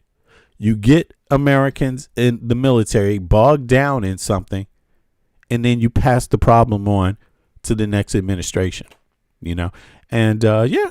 Oh, well, just remember who pulled out the, who drew blood first. Just remember, so. Just to show. And keep in mind, anybody that thinks it's a good deal, like, I tell you what, if you think this war is a good deal, is good, put a 1 in the chat. If you think this war is good, put a 1 in the chat. If you think it's bullshit, put a 2 in the chat. All right. I think it's bullshit, so I'm going to put a 2. But if you think this war is good, put a 1 in the chat. I just want to see who thinks this is actually a good thing. Because the people that think it's a good thing, I just want to see how many it is. I don't see that many coming up yet, but I'm sure there's going to be a couple of Wiley's out there, a couple of groks in the chat. Where are you? And they don't answer questions. They don't like putting a one. When you ask a troll, put a 1 or a 2, they just give you a fucking sentence. And I'm telling you that the next time and blah, blah, blah. You know. Now, look. So, ATW, you should be the first to get your bitch ass out there on the front line and fight this war. ATW, look. Punk ass ATW. Short-term fixes with long-term rebound damages Trump's entire. Oh, no, you're right. My fault. Excuse me. My bad. Yo, excuse me, ATW. You right. I'm sorry. That's my bad, man. I'm sorry about that. As a matter of fact, hit the link and hop up, ATW. I'm sorry. I had you all wrong, man. I apologize for that, yo. I'm trying to find, sorry about that. I'm trying to find one of these goddamn trolls. They don't, Bama Cat, where the hell you at, man? Bama Cat, get your ass out there on the front line and start fighting this war. Yeah, thank you, ATW, man. This is the net, man. People, this is the toxic environment, man. I'm making, these trolls sometimes be having my ass on edge and shit. Thank you for being a good sport too, by the way. Yeah, okay. Nobody want to put 1 this time. Because they know what the next answer is. Get your ass out there on the front line and fight this goddamn war. Yeah, Bama Cat, get your ass out there. Is that Barmy Cat? Okay, ha ha ha. We are buying gas triple the price. Yeah, you are. I mean, stupid is what stupid does. Listen, I live in Denmark. I'm an American, born and raised. My family goes back to the colonial period on both sides of the U.S., but I'm born and raised in Washington, D.C. I moved overseas when I was 30. I live in Denmark. So, people use electric cars here. You know what I'm saying? Everyone has universal health care here. Everybody has universal education here. So, and I know where this is already going to go. We're going to get the same repeat cycle. Yeah, but y'all pay more taxes and la, la, la, la, la, la, la. Like, no, actually wrong. You paying a hell of a lot of taxes in the U.S. and don't pretty much barely little of that is used on you. That's the problem. You see what I mean? If you use some of the taxes properly on its citizens, you would have these things. But you have a politic that is against using tax money on the citizens. Pretty much. That's what it is. You see what I mean? But in any case, I solved my problem by not being in the United States. You know what I mean? Because I want my work and my life to mean something. I don't want it to just be a waste. And I don't want to be, talking to a bunch of hard-headed motherfuckers every day that don't actually get it. You see what I'm saying? So while you die slowly, I want to live. You see what I mean? I want to enjoy life. Matter of fact, I'm about to go take a goddamn vacation. You know what I'm saying? Everybody in Denmark gets 5 weeks vacation every year, So, choices. The gas is going up because people chose the gas to go up with their voting. They chose not to have competitive alternative energy. That was what they chose. They chose to not have windmills when they elected Donald Trump. They chose to not boost up the electrical grids across the country. That was a choice that drove the prices up in the United States of America. It's just simple. And if you want to learn how not to drive prices up, pay attention to some of your allies for a change. Do that. Now, here, check this out. Yeah, I ain't see no ones in the chat at all, Charles. Everybody's like, 2, this war is stupid. Yeah, because they know the next thing we're going to start demanding. Anybody who thinks this war is good, get your motherfucking ass out there on the front line right now. Sign your ass up to the military. Talk is cheap. Get your ass out there on the front line if you think this war is good and shit. And respect to the military people who lost their lives. Respect to the ones that are there because we know you didn't choose to be there. We know you didn't choose. Somebody said, do you speak Denmarkish? It's called dansk. Yo, jeg taler dansk også, okay? So, but it's not Denmarkish. It's dansk. It's called dansk, okay? Yeah, or Danish in English. But in any case, now I thought something else was kind of interesting. Cory Booker. The Democratic Party seems to be changing. And I'm going to tell you, things like this between Netanyahu and Trump is getting a lot of Americans to, quite frankly, turn turn away from AIPAC, and not that AIPAC is the only only Israeli pact. There's many. Don't be fooled by that. And that's why I don't like hearing people always say AIPAC, because it's just like repeating something when they don't look into it. There's many Israeli pacts in the U.S., pro-Israel pacts in the U.S. It's not just AIPAC. Do not be fooled by that. But it's getting them to turn away from the general understanding, this general thing of that we need to be funding Israel's wars, that we need to be funding an oppressive regime in Israel. Like, a lot of people are starting to turn away from that now, and the voters are making it vocal. So a lot of the politicians are starting to feel it. And I thought it's interesting. I haven't heard what Cory Booker said, but Cory Booker is one that is always accused of taking AIPAC money. And I just thought this is interesting. So I want to hear what he have to say about this war, because apparently he said that this war, what did he say? There was no imminent threat. So he seems to be taking a different direction than Netanyahu, which is interesting. But will it be enough, or is this will he be able to maintain confidence? Is he doing it because maybe there's some sort of midterms coming up? I don't know. Is Cory Booker up for election, by the way? I'm not sure. Let me know if you guys know about the voting out of his district, right? That's New Jersey, right? Let me know. Is Cory Booker up for election? But in any case, right now, Israel in the United States is not popular on the left or the right. It's not popular right now. Marjorie Taylor Greene just went off, and there are a lot of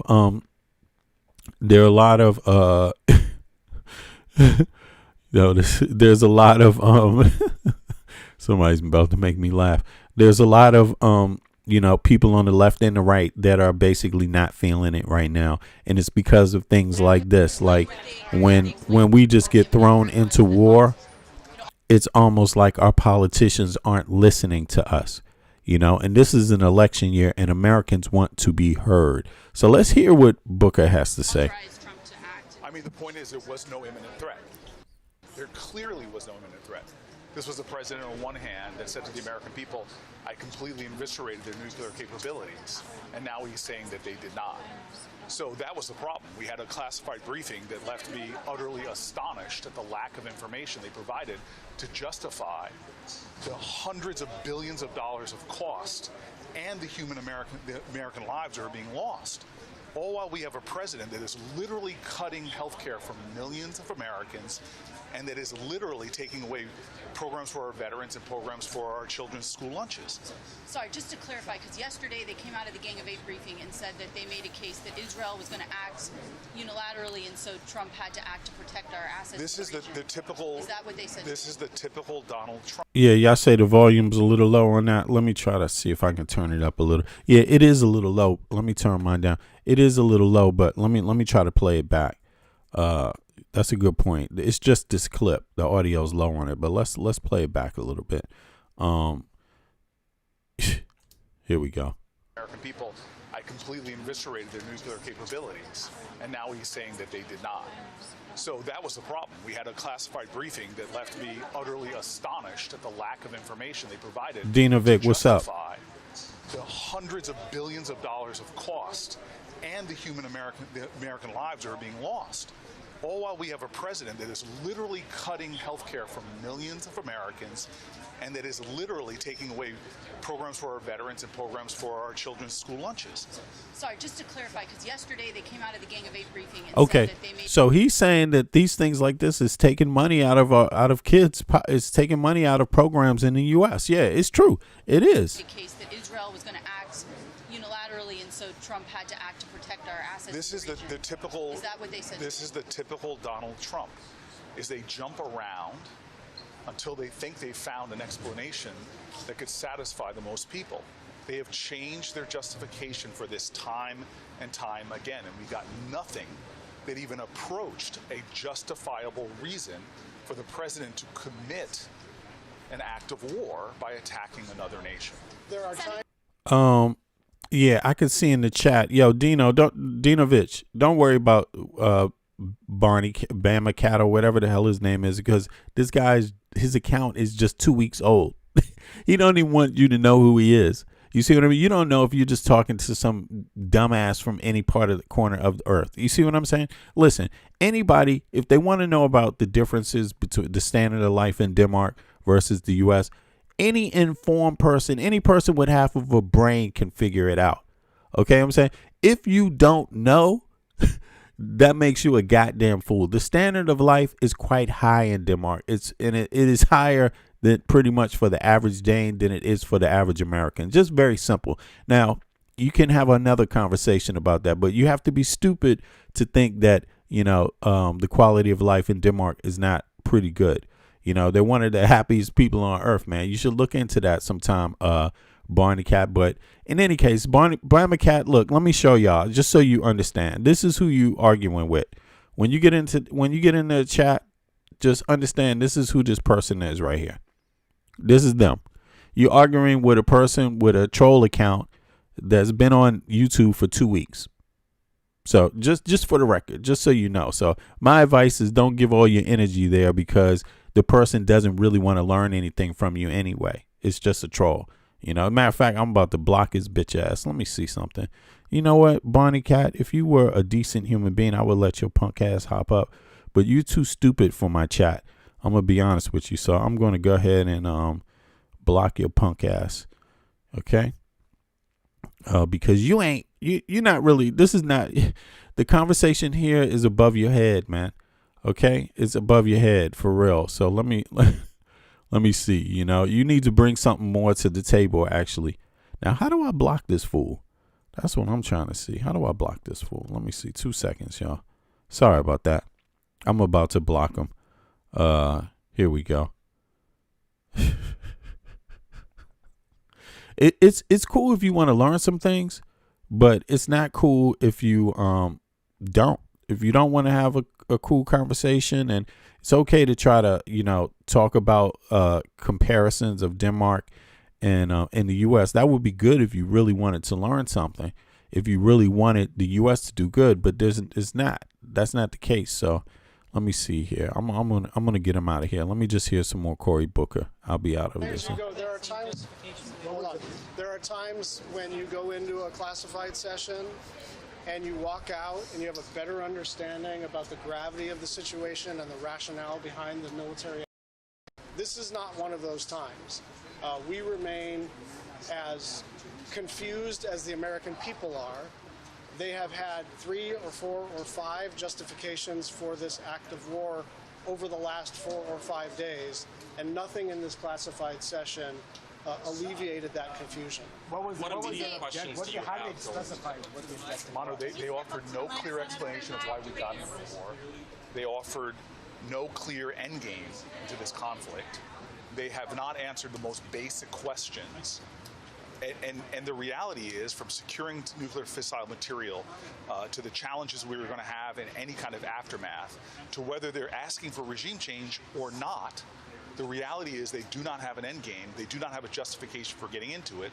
And this is a military action that's going to cost Americans hundreds of billions of dollars. At the same time, here at home, they're driving up costs of everything from gasoline to overall energy. They're taking away health care from millions of people. In what way is this justifying what he promised to do, which was not to get us into entanglements in foreign wars, as well as in making sure we're taking care of Americans? Yeah, so Barney Cat is on 24-hour timeout just for being a little jerk. That's all. So continue, folks. And the last thing I just want to say is all of this is happening in the context of a president that continues to thrash the Constitution and not come to Congress for any kind of authorization for these. If the war powers vote fails, what can Democrats do? Support journalism you trust. Support PBS News. So that was Booker. To me, I wasn't. There's people that are. I think this is going to be hard for. This right here is going to be hard for Israel, and their PACs in the U.S. is what I'm getting at. You didn't hear Cory Booker say that much. I mean, he did say the basics. He did say the basics, that it's costing American citizens lives. He said that. He said a few different things, right? But at the end of the day, this conversation about AIPAC is starting to grow in the U.S. And again, like I was saying, it's not just about AIPAC, right? It's like there's several different lobbies on that side, right? I think maybe they get generalized as, under the term AIPAC, but there's like maybe 8 different Israeli lobbies, I believe, in all, right? Something like that. What's up, Friars? And I think, Democrats, that are going to have to confront this issue now. But here's the thing. What is going on right now is the best argument. What is going on right now is really the best argument for people that are quote unquote anti-AIPAC or anti-AIPAC lobby or anti-Israel state lobby, right? In terms of the right-wing lobby out of Israel, right? You could say the people that have been talking about this for a minute, and that sentiment is growing. This is the perfect example for what they're talking about. This is the perfect example. You see what I mean? People have been talking about this on the left for quite some time in the U.S. And it's a sensitive issue because you could see why, on one hand, the U.S. probably wouldn't want to. I don't think any country, any superpower wants to walk away from nations that they have supported, that they have ties with. Like, you won't see China walk away from North Korea. You just won't see that. China needs North Korea because North Korea can do something else for them in that region. That's what that's about, right? So the U.S. and the U.S. thinking Israel is a similar situation, right? But, again, things change. Times change. And Americans have been having this conversation. And for Trump and Netanyahu to walk right into this situation with Iran, it doesn't matter. That's not what American citizens wanted. And when you hear people like Marjorie Taylor Greene saying that they pissed off about it, people should listen up.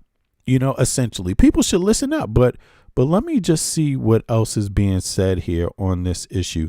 Hold on, here we go. Let's just see what else is being said. Thank you, Mr. President. We are facing a dark moment in our country's history. On Saturday, Donald Trump decided to drag the American people into a reckless, illegal war with Iran, a war based on lies, a war launched with no imminent threat to our nation. 6 U.S. service members are now dead and more badly hurt. A missile from the U.S. and Israeli-led bombing campaign reportedly killed over 150 people at a girls' school in Iran, many of them little girls, some as young as 7 years old. And now violence is spreading across the Middle East, with the threat of that violence bleeding into the United States. And for what? For another forever war that the American people do not want? Our Constitution is clear. Only Congress can declare war. That is because one single person should not have the power to drag our entire country into a reckless war. But that is exactly what Donald Trump has done. He has given prepared remarks. He has spoken to the press. And yet, even after multiple bombing runs and the death of American service members, Donald Trump cannot give a single clear reason for this war. Why are we at war? Donald Trump has dozens of reasons and ultimately no reason at all. Worse yet, Donald Trump is dragging Americans into this war with no plan for how to end it. He has no stated objectives, no clear strategies, no way to explain when we accomplish this, we will leave. Even the deaths of Americans has not given Donald Trump pause. Instead, he doubles down. Every hour, the Trump administration feeds us shifting justifications for this war. Every hour, he contradicts a justification that he used earlier. Donald Trump said that Iran has restarted its nuclear program. But Donald Trump's own officials have said that is not true. Donald Trump claimed that Iran is developing long-range missiles that will soon be capable of hitting...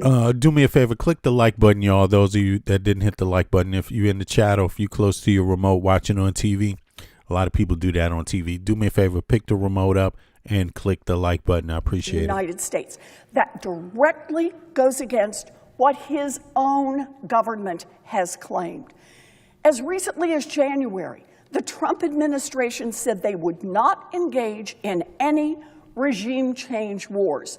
And now they are calling on the American people the Iranian people to rise up and change their regime. Khamenei was an authoritarian dictator who has the blood of Americans on his hands. But killing one leader does not topple a brutal regime. Facts. The next leader could be just as bad or even worse. And Donald Trump's deceptions keep right on coming. In June of last year, Trump bombed Iran and claimed that Iran's key nuclear enrichment facilities had been, quote, completely and totally obliterated. Completely and totally obliterated. And now Trump is telling the American people that he had to attack Iran on Saturday because Iran posed an imminent threat based on their nuclear capabilities. Both of those things cannot be true. If Donald Trump believes that Iran's nuclear ambitions are a threat, he had the chance to curb them. In fact, the United States had a deal that would have prevented Iran from getting a nuclear weapon. That was President Obama's nuclear deal with Iran. And Trump ripped up that deal. And here's the thing about it. This is what a lot of Americans, we talked about this a lot, this issue about the culture wars and being, having politicians divide us, based on color and things like that. And they avoid the class question, the question of class. You know what I mean? They do that to avoid the question of the billionaires ripping off everybody, and working American citizens to death. But in this, you had Trump literally be able to use that again in people's face. They turned the word Obama into something bad. And this is played out the entire time. A lot of the people, they lost in the big, beautiful bill. What did they lose? They lost their, what do they call it? Not food stamps. They call it SNAP benefits, supplemental food benefits, right? And a lot of the Trump supporters didn't even know that the bill was targeting them because they use in their mind the word, what do they call it? Food stamps. Because in their mind, that's what it's called. They didn't even realize it was called SNAP benefits, right? So, and in their mind, they've been trained to think this is something that, poor black people use or something like that. No, this is something they use.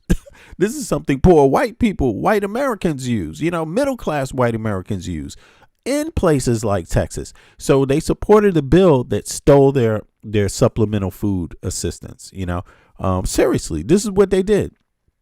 And how were they able to do it? By how they characterize it, And it's the same thing. Obama had a nuclear deal here because of how he looks. Trump was able to just rip it up and have people celebrate it without digesting what was in the actual bill. That is insane. And that's what she's talking about here. Like, if Americans don't get this thing about divide and conquer over with, if Americans don't stop being fooled by people, you're going to continue to be used by the same people over and over again. And you are going to be the one that pays for it in blood, sweat, and tears every single time. Every single time. Had the chance to curb them. In fact, and yes, Obama did have a deal. And yes, Trump did end the deal, and now Trump is complaining about a deal. And the only reason why he's complaining about Obama, really, the only reason is because of his color and his name. That's it. That's it. His middle name, Hussein, is supposed to be a problem. His first name, Obama, can be like, oh, well, you since you want health care, you don't want health care. That's exactly what they did. These people went in there. They called it Obamacare. And they started thinking like it's only for the people with certain kinds of health care. No, it was for poor and middle class white Americans also. They benefited from Obamacare, okay? And when they found out the big, beautiful bill was going to cut it off, this is why Trump is going to lose the election, because Trump backstabbed them with that. And they got fooled through bigotry. Fooled through bigotry. You call it Obamacare, it must be bad, right? No, it's the American Health Care Act, dumbass. That's what you had, and you let this guy trick you out of it by calling it Obamacare. And you were like, yeah, I don't want that. Well, you don't have it now. Guess what? There you go. The United States had now you got to pay 3 times more for it, 4 times more for it. That's what it is. a deal that would have prevented Iran from getting a nuclear weapon. That was President Obama's nuclear deal with Iran. And Trump ripped up that deal and got nothing in return. Yo, Highlander, fooled through bigotry. And I'm just saying this, look, nobody has to take my advice, but I'm telling you how I go about things. I'm not a goddamn fool. I don't care what somebody's ethnicity is, gender, or any of that shit. When I'm dealing with people, I want to know what is going on up here. What are their thoughts? What are their views? You see what I mean? Not the other things that you can't do anything about. Nobody decides what they look like when they're born on Earth. Nobody decides what gender they are when they're born on Earth. You really don't decide a whole lot of things, but you can decide your character. That's if you care about character. That's if you care about ethics, morals, but character. That's if you care about it. You can do something about that. But a lot of the other things you can't do anything about. So why trip on those things? People are all the same. People should want the same things: clean water, a fair wage, a fair working wage. What's wrong with paying people a fair working wage? What's wrong with that being a priority for a government? What is wrong with that? That's exactly what the government is supposed to be assisting in, making sure everyone has a fair working wage. What's wrong with that? What's wrong with old people getting elder care? What's wrong with that? Something wrong with that?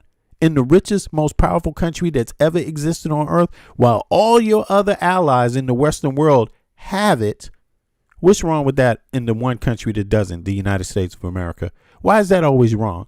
And American citizens, doesn't matter what color you are, you work more hours for less.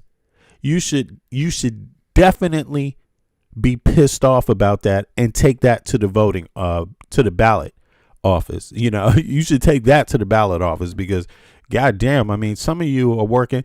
Tell me this. You work a full-time job, right? Tell me what state you live in and how many hours you got to work a week to pay those bills. You just tell me.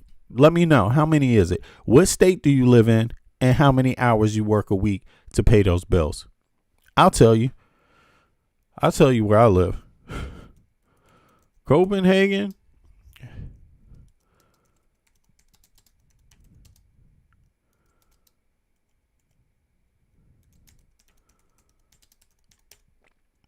Boom. And when I say bills, I mean everything. I'm talking about everything. Healthcare, all my expenses, all my taxes, all my rent, all my light bill, all my transportation, all my food.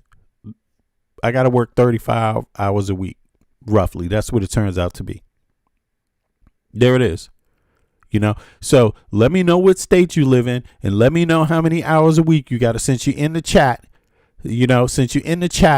Come on, participate. Let me see. There you go, Texas Gun. Thank you very much for that information. It helps people start to understand what value is your life. What's the value you have for your own life? If you don't have if you don't value yourself, nobody else will, especially a politician. So I'm telling you, all my bills, including my health care, because I got universal health care, including my kids' education. Yeah, because they have universal education here in Denmark, right?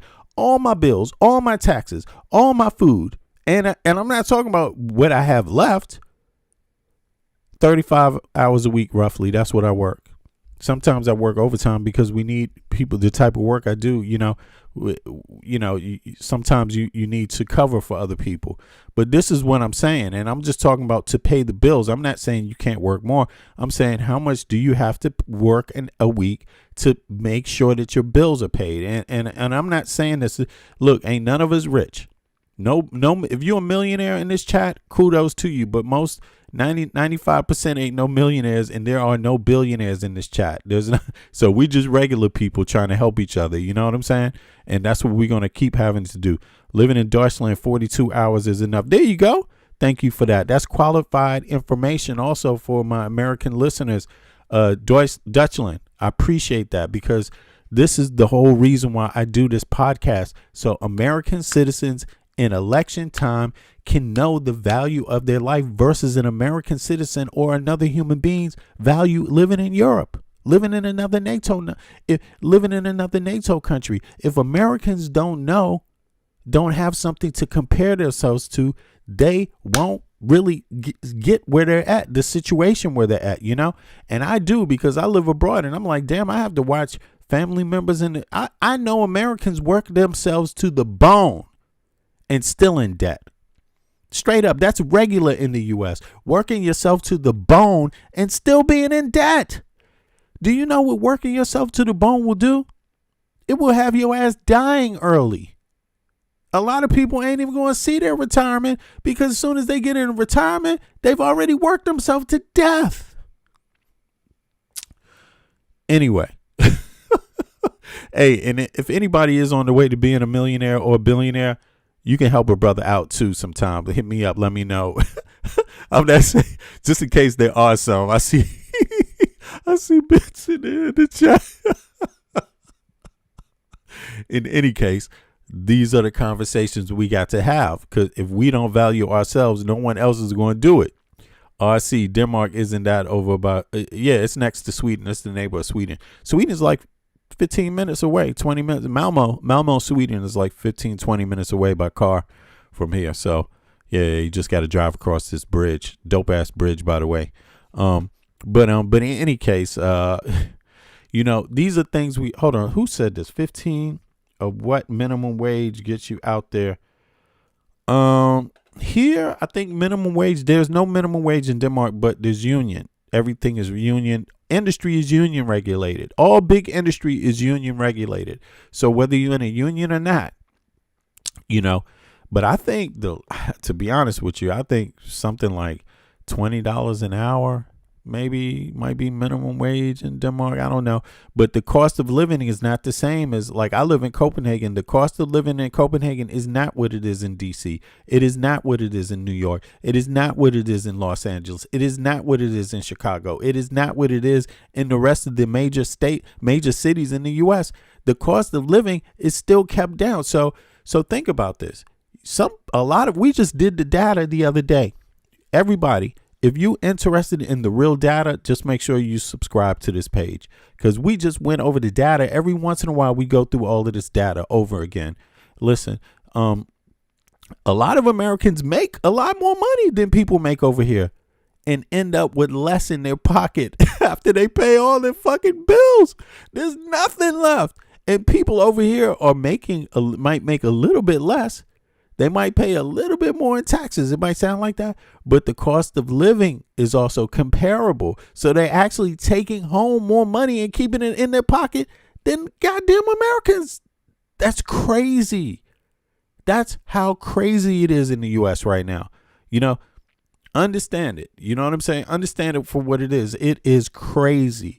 It is crazy right now. The inflation on my apartment, let me see. It's gone up about, let me see. In the last 2011, I moved here into this apartment. I think 2011. It's 2025. I've been here for a minute. It's gone up maybe about 3,000 krona. It's 2,500 krona in all those years. Maybe close to 3,000 krona. 3,000 krona. What is that in U.S. dollars now? Something like, let me see. 1,200 is 2, right? 2. 12, right? So that's about $500 since 2011. That's how much my rent went up. But about $500, you could say, maybe a little less, right? But then again, I get a raise every year. You see what I'm saying? I get a raise every year. You know what I mean? Like, I get a raise every damn year. Also, if I don't get paid enough, then there's also something called housing insurance where they will cover some of my expenses too. Because they have it, they how can I say this? Within the tax system, they have certain benefits written in the tax code. You see what I'm saying? So, so that's another thing. You can take early retirement, a 62-hour. The early retirement is not even at 62 anymore. It's gone up in Denmark though. But obviously there's a lot of things being discussed. People want to get they want to get the retirement age back down in Denmark. That might be something that comes up with this new government, this next election, because I think it's leaning a little more towards the left in terms of making sure people have security. You know what I'm saying? But in any case, it was good to get some data from folks. A dishwasher, you get paid $12.50 per hour here. And a month paid vacation, exactly. And I bet you the cost of living is a little rent and things like that. Like the flat that I have here in Copenhagen, this flat is probably going to cost about between $4,000 and $6,000 a month, maybe $4,000 and $5,000 a month in DC right now, man. DC is goddamn expensive. You see what I'm saying? And I live close to the center, very close to the center, of Copenhagen. So maybe like not even 5-minute drive to the center in a car. I could ride a bike in 10 minutes and I'm right in the center of town, downtown Copenhagen, But DC, man, the inflation has gone up so high, you really got to make a lot, in DC, and it's gone up way more. I've watched my rent compared to DC since I've been here. I've watched DC rent just skyrocket, while mine is kind of moderately gone up. You could say there's nominal inflation here. That it's manageable. It's being managed better, the inflation here. The U.S. is just out of control, man. Private companies are allowed to do whatever the fuck they want, damn near. I don't know. But in any case, let's hear a little bit more. I wanted to see who else is complaining about these numbskulls and what the hell is going on in the U.S. with this war and what the Parliament in the U.S. is doing. The Congress and the Senate. The Congress and the Senate, they're basically, I don't know. It's almost like they think this is a normal way to live. How can you be proud of your president? How can anybody in Congress be proud of what Donald Trump just did without asking anyone right now? How's that possible? I mean, if you lived in a country where your president just announced war from one day to the next because it's in the interest of another country, do you know how quickly you would be kicked out of office?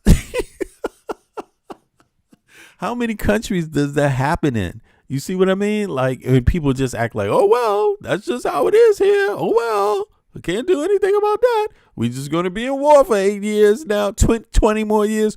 Oops, sorry, it's just going to cost us money, while your health care just got cut back. You going to war. While the cost of living is skyrocketing, you're going to go to war. While your president is going wild, putting tariffs on anything that moves, kind of like if he walked into your house and saw a fish tank, he would put a tariff on the fucking fish tank, but you're going to go to war also. I mean, can you do all of this shit at the same time, or does something have to give, And it seems like in Congress's mind in the U.S., it's the American people that have to give. You got to give way to what Trump wants, as long as he is president, because they don't seem to be in a hurry to impeach him. It is really odd. It's odd. Yeah, we've been talking about these shifting justifications depending on which administration official you talk to, and the comment from Secretary of State Marco Rubio. Here is how he framed things when speaking to reporters yesterday, a message, by the way, House Speaker Mike Johnson then echoed a short time later. There absolutely was an imminent threat, and the imminent threat was that we knew that if Iran was attacked, and we believed they would be attacked, that they would immediately come after us. And we were not going to sit there and absorb a blow before we responded, because The Department of War assessed that if we did that, if we waited for them to hit us first after they were attacked, and by someone else, Israel attacked them, they hit us first, and we waited for them to hit us, we would suffer more casualties and more deaths. We went proactively in a defensive way to prevent them from inflicting higher damage. Had we not done so, there would have been hearings on Capitol Hill about how we knew that this was going to happen, and we didn't act preemptively to prevent more casualties and more loss of life. Yo, you know what? Listen, who was this? Harbo Rip? Did I say that right? Yeah. This is what Harbo Rip says. The shocking thing with living in Dutchland is that's the Netherlands for everybody who doesn't know what Dutchland is. I know he said I know, or she says, either one. I know Afghanistan people and Syrians that live in Dutchland that love Trump. 8 months later, I asked them, how are you loving Trump now? Exactly. But this is a phenomenon that went across the West, and which lets you know it has a lot to do with disinformation. How disinformation has been spreading across social media.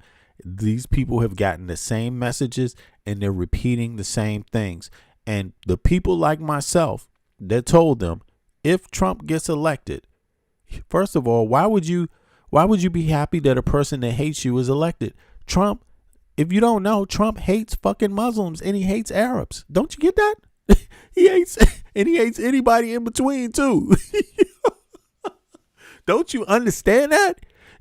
There should be no reason, for any reason whatsoever, that you would ever support Trump if you are a Muslim. Like, there could be no reason for that. That the only reason could be you don't really know what this man stands for.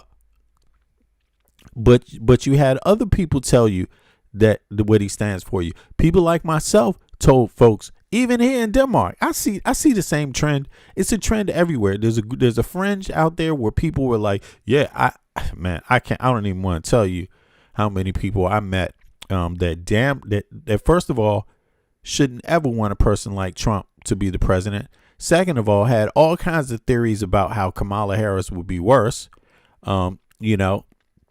Yeah, there was so many of these things out there, man. But it had Muslims, let's say for an example, it had Muslims voting for a person that hates Muslims. It had Hispanics voting for a person that hates Hispanics. It had Asians voting for a person that hates Asians. This shit was big, man. It's people. Oh, it's half of the people Trump hate voted for his ass.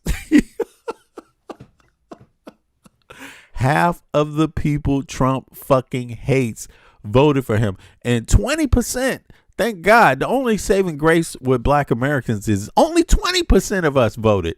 Everyone else voted half, and it was like 40%, 50% of the people of other ethnicities voted for fucking Trump, and Trump is whipping their ass. Trump is out there, whoosh, take this, whoosh. And not only are you getting kicked out off your health care, getting kicked out of your job, getting kicked out of your house, getting your rent and your mortgage fucked over, but now we're going to go to war. Yeah, and you're going to watch. You know, it's a phenomenon. It's a phenomenon. Who actually said that? Who brought that comment up? Let me see here. Somebody said it was somebody from Dutchland, from the Netherlands, right? Who made that comment, right? Yeah, Harbo Nip, exactly, Harbo Nip. Yo, so that was a phenomenon that is all across the West, and if you ask me, it's because the same disinformation channels, the same social media messages spread across the West, and you should just be lucky. You should just be lucky. Yeah, I don't know what to make out of that, but anybody who thought Trump was going to be better, first of all, there's a misunderstanding. Trump. He represents a type of hatred and they want to kill people. You got to understand, if you listen to what these people's real agenda are, if you go into it, they want to kill people. They want to kill people.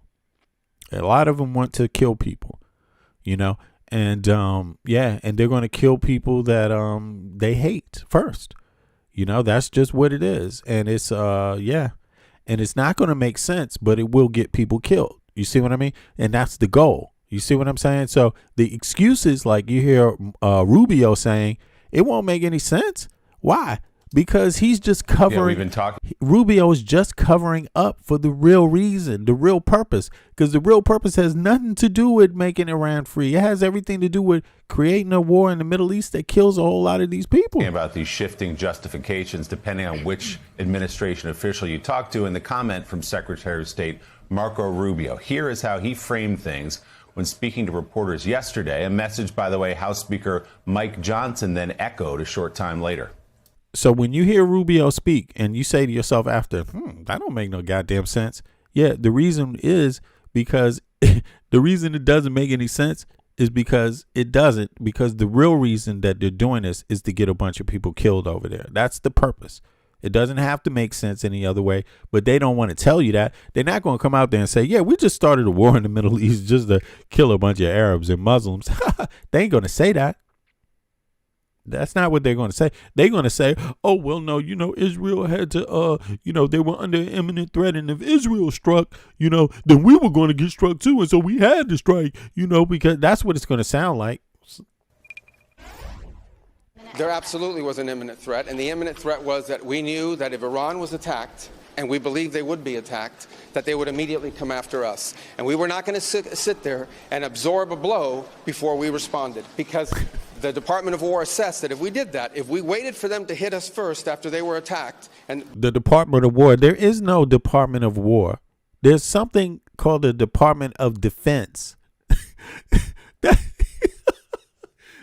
The Department of War doesn't exist. Do you know only Congress can name any of these things? Like literally in law, there's nothing that exists called the Department of War. There's nothing there. by someone else. Israel attacked them. They hit us first, and we waited for them to hit us. We would suffer more casualties and more deaths. We went proactively in a defensive way to prevent them from inflicting higher damage. Had we not done so, there would have been hearings on Capitol Hill about how we knew that this was going to happen, and we didn't act preemptively to prevent more casualties and more loss of life. Okay. They had to evaluate. I mean, anyway, do you have to even listen? Because they talk all the time. None of what they say one day is not what they say the next day. And then what they say the day after that is not what they said the next day. So, you know, the more days it goes by, the more their story's going to change. Evaluate the threats to the U.S., to our troops, to our installations, to our assets in the region and beyond. And they determined, because of the exquisite intelligence that we had, that if Israel fired upon Iran and took action against Iran to take out the missiles, then... Now, this is stupid. Look, if you want to study, if China wants to study how the U.S. military responds to threats, this is, you know, this is the, before they get into any type of situation with them, this is the perfect opportunity to watch and study. Same thing with Ukraine. It's a great opportunity to watch and study, right? So why would you want to drag people into a long, protracted war? To study them. To study them. So if you were a friend of the West, you would want it to end fast. You wouldn't even want it to last. You wouldn't even want to have to use any of your best technology. You wouldn't want to do that. You wouldn't want to. But hey, just drag it all out. You get everybody a chance to see all your defense means, all your capabilities. Just lay it all out there on the table for someone else to study. Someone else is sitting there getting fresh, storing up reserves. You see what I mean? Getting ready, got more people. You see what I mean? Sitting on their resources, not wasting their money, not wasting their weapons, not wasting their bullets the whole time while you're out there just wasting all of your shit. You see what I mean? Strategy. Material assets do not beat strategy. Strategy, regardless of your material assets, will fuck up some shit if you can understand it. If you can understand what something is, you can break it down. If you can't understand what it is, you know, you're going to get annihilated. And so, and it doesn't matter your size. Size maybe has a little to do with it, but it doesn't have everything. It doesn't guarantee you a win. Strategy guarantees you the win. You see what I'm saying? Like, you must have purpose and you must think through every step in advance. And this is just bullshit. I mean, every American needs to be offended that they're doing this, because instead of them making you more secure, they are making you less secure and more vulnerable to attack. Every single day this moron is in office. There would have been hearings on Capitol Hill about. He's saying he had to do that? Nah, they didn't have to do it that way. And it's not about agreeing whether Iran has an oppressive regime or not. It's not about that. Most Americans agree, right? But the question is on what to do about it. That's where the disagreement is. And on top of it, you're supposed to know. You're supposed to have enough sense, any person on earth, to know that Trump does not care about democracy in the United States. Why would he give a fuck about yours? Think about that. This man already banned every Muslim from the U.S. He does not like Muslims. Their regime does not like Muslims. Why would you think he's coming to help a country become a better Muslim state? Why do you think that? That's not what's going on here. He's not. It won't matter what kind of Muslim you are. You're still a Muslim. Donald Trump hates fucking Muslims. Their regime hates fucking Muslims. It doesn't matter what type of Muslim you are. If you don't have $1 billion, they want you in the grave. Us. And we were not going to sit there and absorb a blow before we responded, because the Department of War assessed that if we did that, if we waited for them to hit us first after they were attacked, and by someone else, Israel attacked them, they hit us first, and we waited for them to hit us, we would suffer more casualties and more deaths. We went proactively in a defensive way to prevent them from inflicting higher damage. Had we not done so, there would have been hearings on Capitol Hill about how we knew that this was going to happen, and we didn't act preemptively to prevent more casualties and more loss of life. Yeah. They had to evaluate the Here we go. threats Had to evaluate the threats. Yep. Had to evaluate the threats. the U.S., to our troops, to our installations, to our assets in the region and beyond. And they determined, because of the exquisite intelligence that we had, that if Israel fired upon Iran and took action against Iran to take out the missiles, then they would have immediately retaliated against U.S. personnel and assets. So there you have it. Marco Rubio was asked already. Didn't he just say, look, Marco Rubio started off saying exactly what MAGA Mike Johnson just said. And then when he was asked by a reporter afterwards, what are your thoughts? And then the reporter pointed out that, well, that's not what you said the first time. He said, no. And he said something totally different. So Rubio has two different talking points on the issue, right? Trying to follow Trump. He has two different talking points. He came out and changed his talking point, and now MAGA Mike Johnson is repeating the first talking point. So which talking point is it? Did Israel lead you into this or not? Was it imminent? Was it an imminent threat or not? How did it happen? That's always something the American people will want to know, right? But Mark Rubio already fucked it up. From it, he said it two times. He already fucked it up. He made two completely different statements, and there's not going to be anyone that could change it because it's on TV. It's on TV, literally, So, and Trump also did the same thing. So, Iran and took action against Iran. If you listen to how MAGA Mike Johnson is talking right here, just listen to how many times he stutters. He doesn't usually do that. Loss of life. They had to evaluate the threats to the U.S., to our troops, to our installations, to our assets in the region and beyond. And they determined, because of the exquisite intelligence that we had, that if Israel fired upon Iran and took you see this? You see this? He's pushing to a corner. Action against Iran to take out the missiles, then they would have immediately retaliated against U.S. personnel and assets. Anyway, you can't have it both ways. You can't have the world's most powerful military, like Trump says, and be the weakest one at the same time. So you're going to react like you're the weakest one. If we don't attack now, they will get us. It will be far worse. Oh, really? Is that the case? It will be far worse. I mean, that's not what Biden said.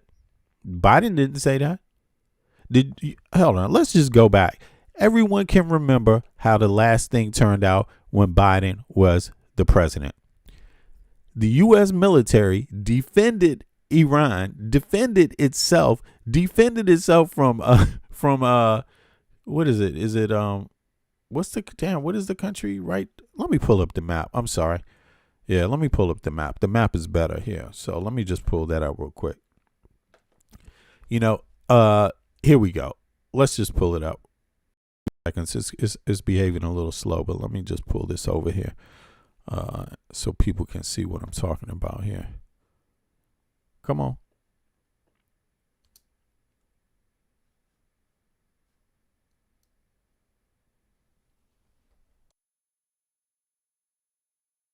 Have troops in harm's way, and we have many Americans in the region, and that was of great concern. If we had waited for all of those eventualities to take place, the consequences of inaction on our part could have been devastating. All right. We don't know at what magnitude, but you can assume, because it is common sense, that if Iran had begun to fire all of their missile arsenal, short and mid-range missiles, at our personnel and our assets and our installations, we would have suffered staggering losses. Listen. This is bullshit. The U.S. military has been in the exact same dynamic before. The exact same dynamic. And all of a sudden, under Trump, it became a helpless dynamic. So if it's a helpless dynamic and you don't have 100% control over it, right? If it's not pinpointed and targeted, not only the assaults, but how you defend yourself also, right? Outside of that, but also how it plays out on the ground. If you don't have full control over that, right? Then why are you doing it? What is the reason that you're doing it? Because you're going to have some sort of responsibility for making sure things, when it comes to an end, making sure things turn out okay. You can't just involve yourself in a war and then just leave. Oh, well, see you later. Nothing else to it. But here, what's this? Let's go over here, right here. Yemen. The country is Yemen. So in the incursion when Biden was in office, Iran was lobbing all types of missiles at Israel 24/7, basically. Yemen was launching all kinds of missiles over Yemen. Now, let me see something. Let me pull this up here. And maybe I've forgotten some of it, and that's okay. If I've forgotten it, then this is a good way of checking it out, right? This is what I like to do because, it has been some time. A lot has gone on since Biden was in office. We all make mistakes, right? So it's good to refreshing your memory, right? Instead of just, cling to, what you believe is facts all the time when it's, if you're not going over this detail every day, and even if you are, it's always good to brush up on the facts. So let me see something. In the last war with Israel and Iran during let me see here. Oh, is this still typing? Hold on. 2 seconds.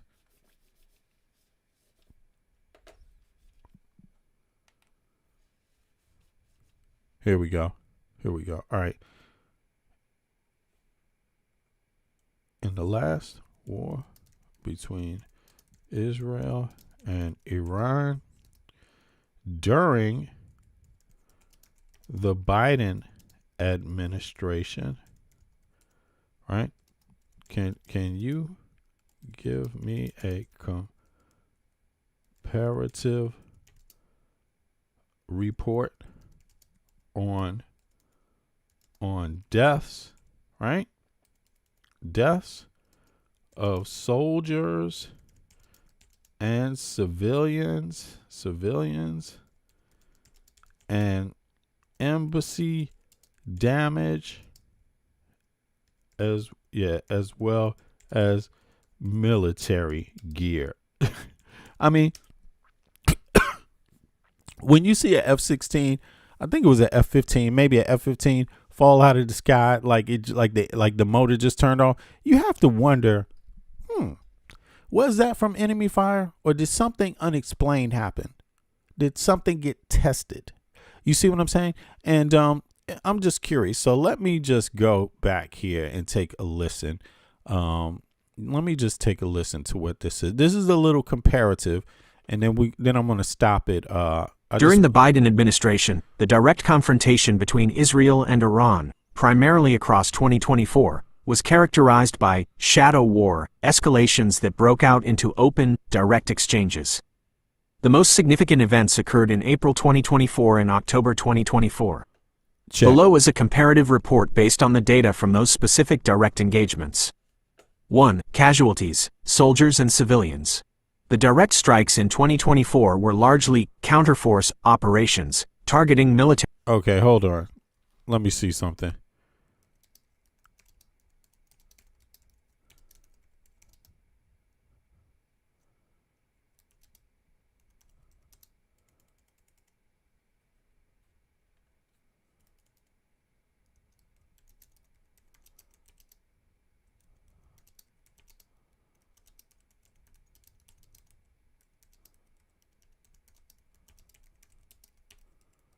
Here we go. We can't do them all, but let's just take two, right? Because they take place in the same situation, all right? So now let me see. Did I get this right here? 2024, 2026, right? So let's do that. This is what we'll do. And then we will see how many, soldiers were killed, how many like jets were damaged, how many people were killed, civilians, how many rockets were launched, how many embassies were bombed, right? And I suppose already people are going to say, it was easier under Biden, he didn't have all this other stuff to think about. Okay, whatever. You keep thinking the direct conflict between like Israel and Iran has evolved from limited tactical strikes during the Biden administration to a broader, high-intensity conflict under the Trump administration. Limited tactical strikes. You hear it right there. Direct conflict between Israel and Iran had evolved from limited tactical strikes during Biden's administration to a broader high-intensity conflict under the Trump administration. So, look, right there, you MAGA lovers, do you want a high-intensity confrontation or do you want something with limited strikes? Which one? Which one do you want? You see what I'm saying? This is crazy. Look, if you just think about what MAGA voters said they wanted when they voted for Trump, they would have loved Biden. Because ain't nothing limited about Trump at all. Trump is all over this one. It's like, but let it play. Let's let it play. I mean, seriously, because, hey, we got time. Let's continue. Below is the comparative report focusing on the last major engagement of the Biden era, October 2024, and the current conflict under the Trump era, Operation Epic Fury, February, March 2026. 1. Casualties, soldiers and civilians. The scale of human loss has dramatically increased. While the 2024 strikes were counterforce, targeting equipment, the 2026 operations have targeted leadership and urban infrastructure. Category: Biden era, October 2024, Trump era, February, March 2026, Iranian soldier deaths, 4 soldiers killed. Small, targeted loss, 1,000 to 1,500 plus killed. Entire units and high-ranking IRGC commanders eliminated.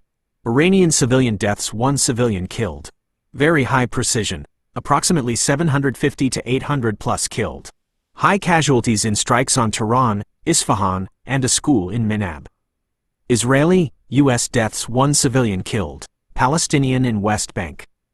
18 plus killed, includes 12 Israelis and 6 U.S. military personnel, Operation Epic Fury. Key leadership: none. Ayatollah Ali Khamenei confirmed dead following strikes on his compound. 2. Embassy and diplomatic damage.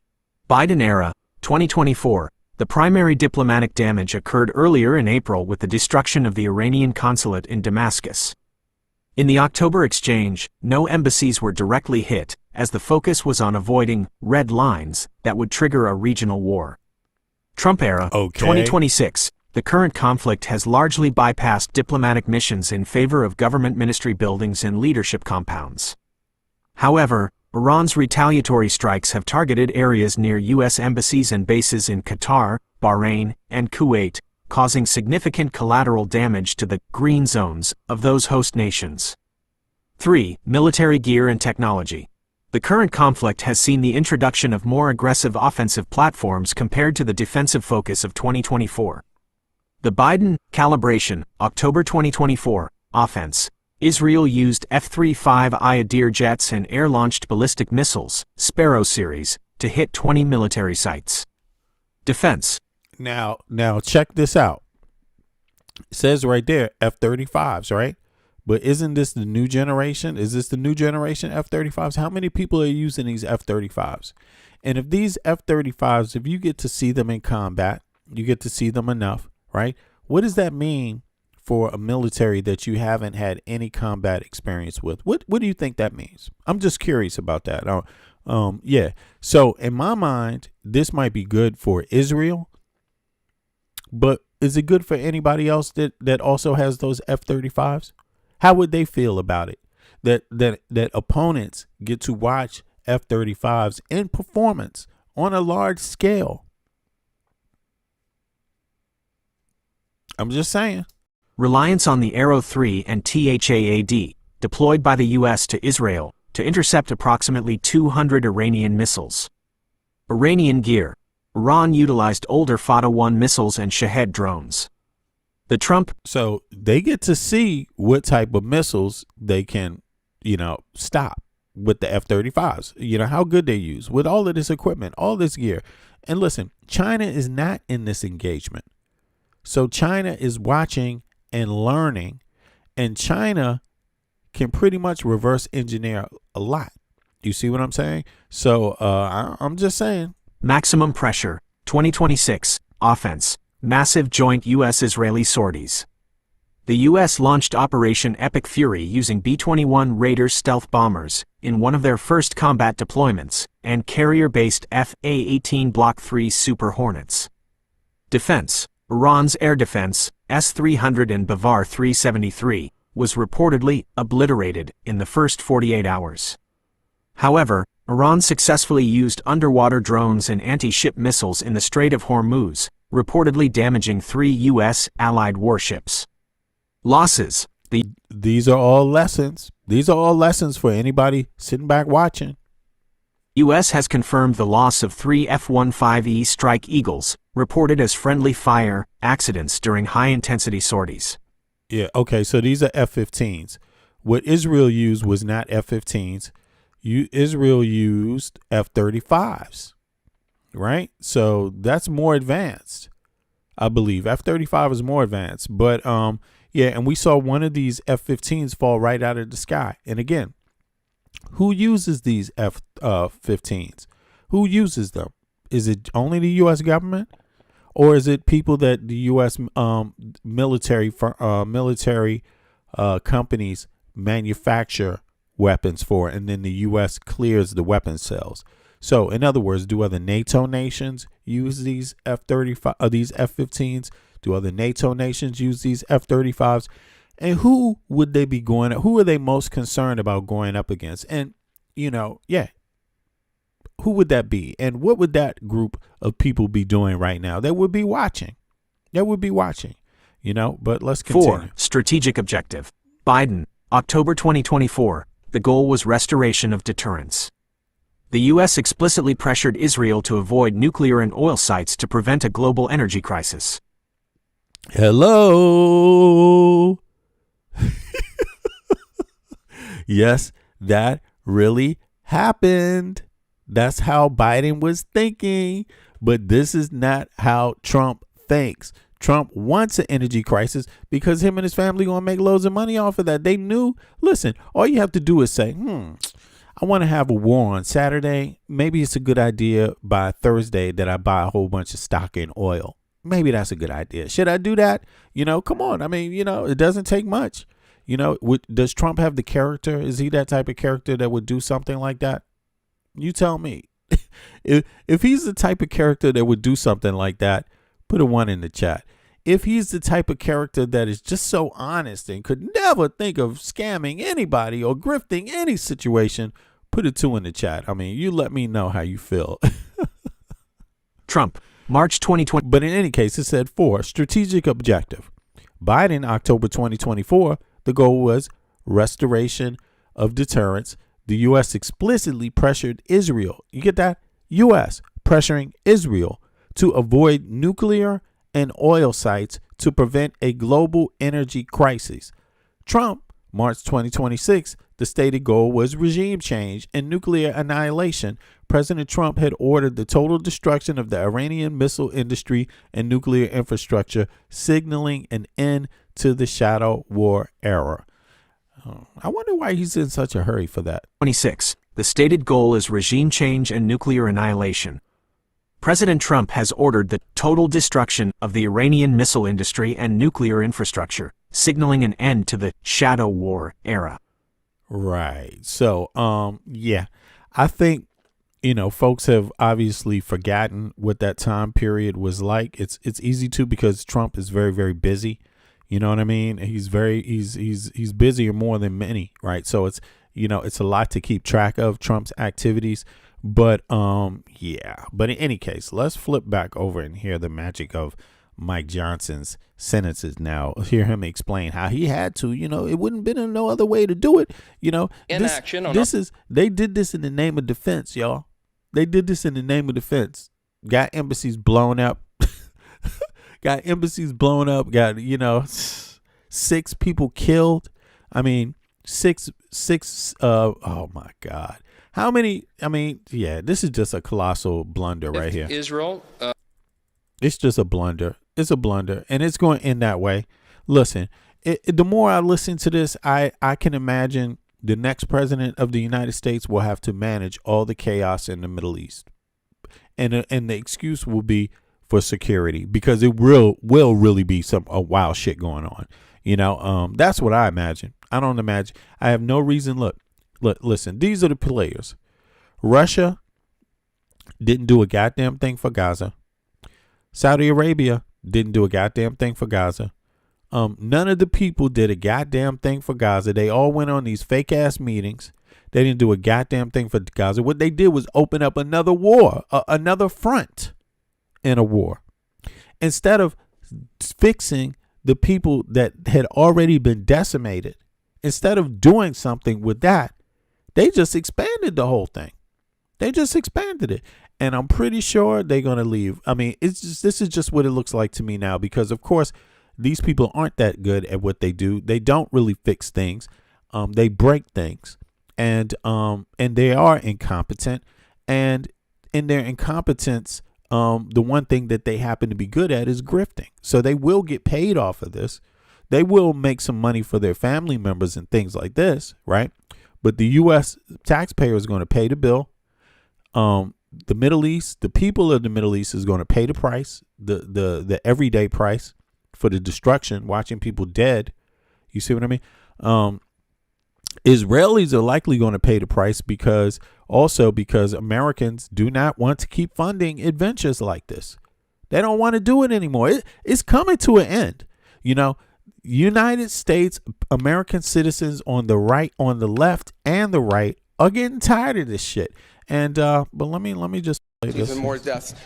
This is dumbass's fucking comment. I mean, I just hate listening to Marco Rubio at this point. There absolutely was an imminent threat, and the imminent threat was that we knew that if Iran was attacked, and we believed they would be attacked, that they would immediately come after us. And we were not going to sit there and absorb a blow before we responded, because the Department of War assessed that if we did that, if we waited for them to hit us first after they were attacked, and by someone else, Israel attacked them, they hit us first, and we waited for them to hit us, we would suffer more casualties and more deaths. We went proactively in a defensive way to prevent them from inflicting higher damage. Had we not done so, there would have been hearings on Capitol Hill about how we knew that this was going to happen, and we didn't act preemptively to prevent more casualties and more loss of life.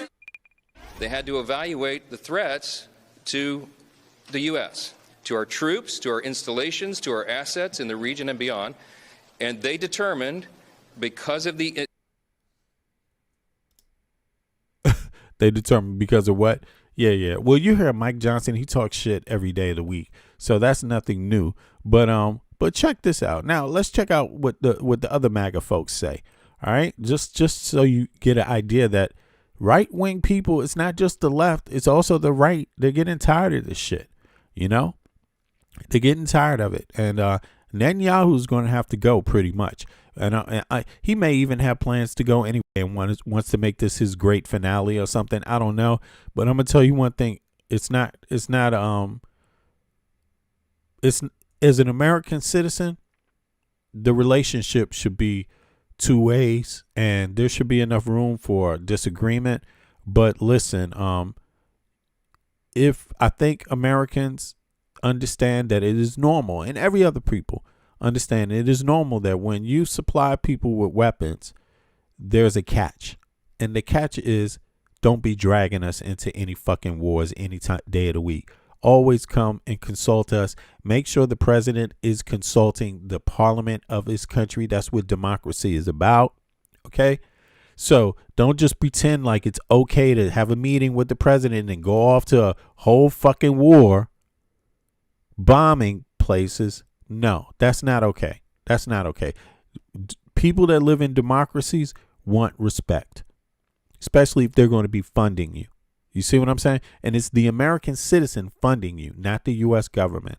It's money that every American citizen gets taken out of their tax dollars for any work that they do any second of the day.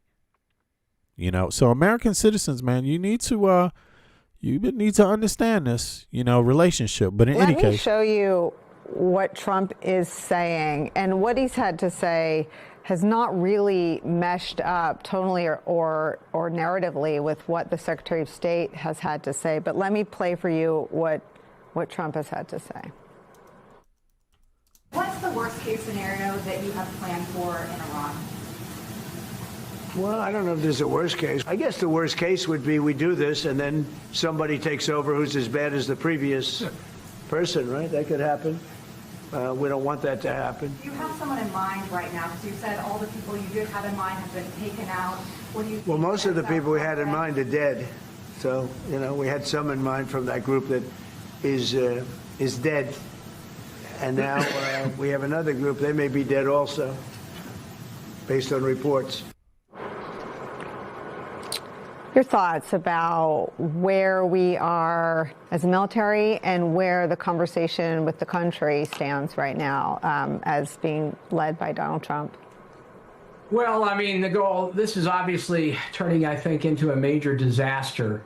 But the point that he was making about taking out senior leaders, I mean, I remember very vividly my time in Iraq. You remember the decks of cards that we had with all the bad guys listed, from the ace of spades to the two of clubs, whatever. And how every night we were trying to take out bad guys, senior leaders in the Iraqi military, Al-Qaeda and the like. And I remember the impact on the ground was pretty much negligible, that every time that they killed a bad guy, another one would jump up. These are not stupid people. They've known that this attack was coming for quite some time. We had an 86-year-old Khomeini that was leading this country, who had cancer, and he knew that his days were numbered.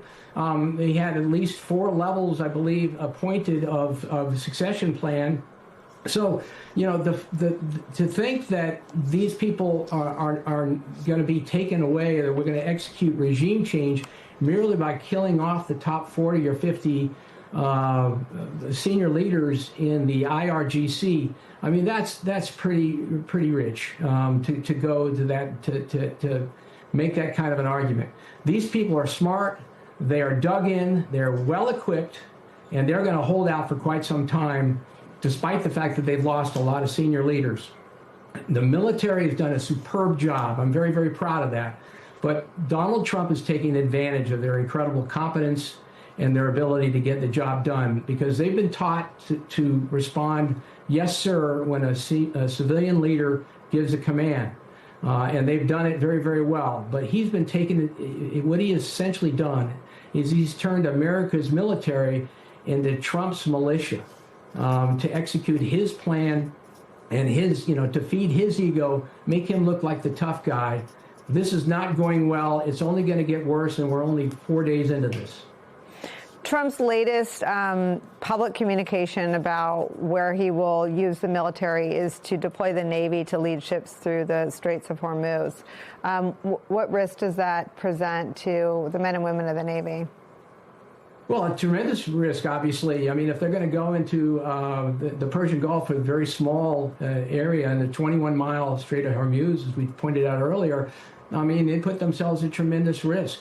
You know, there are landmines, or there are mines in the sea that have been placed out there, and of course they do have a Navy. Donald Trump claims that we've degraded quite a bit of it. But there's lots of threats that the Navy will definitely encounter in trying to support the movement of oil through the Strait of Hormuz. Let me come back to what Marco Rubio has put before the Congress and the country. This public narrative that we went to respond to what would be the response from Iran, knowing that Israel was going to go. It presupposes that we had no sway or no influence over what Israel would do, which, if that is the sworn testimony of Secretary of State, that's shocking in and of itself. But this is where the most dramatic rupture is within Trump's movement since I've known you, since I've laid eyes on you. Right. I mean, the man, Netanyahu, would have done anything that any real American president told him to do, knowing the risk. Very simple. And Trump just caved into Netanyahu. That's what it is. If the U.S. military is going to do anything, it needs to be on their terms, period. That's how it works when you are the big one in the sea. You see what I mean? And only Trump turns that big advantage into a losing advantage. You know, you see what I mean? So where he says, oh, there's nothing we could have done. They were going to attack. Well, you could have told the motherfucker, don't attack. Okay? He could have said that. Having these conversations. And this is a tweet from right-wing influencer, the Daily Wire host, Matt Walsh. Quote, so he is flat out telling us we are in a war with Iran because Israel forced our hand. This is basically the worst possible thing he could have said. Yeah, that's an important point to consider, because one of the things that Rubio did is that there was a bunch of people that were tepid, but they were still saying, look, I'm not sure I'm here, but they're not full-throated attacking Trump or the Trump administration, like Walsh.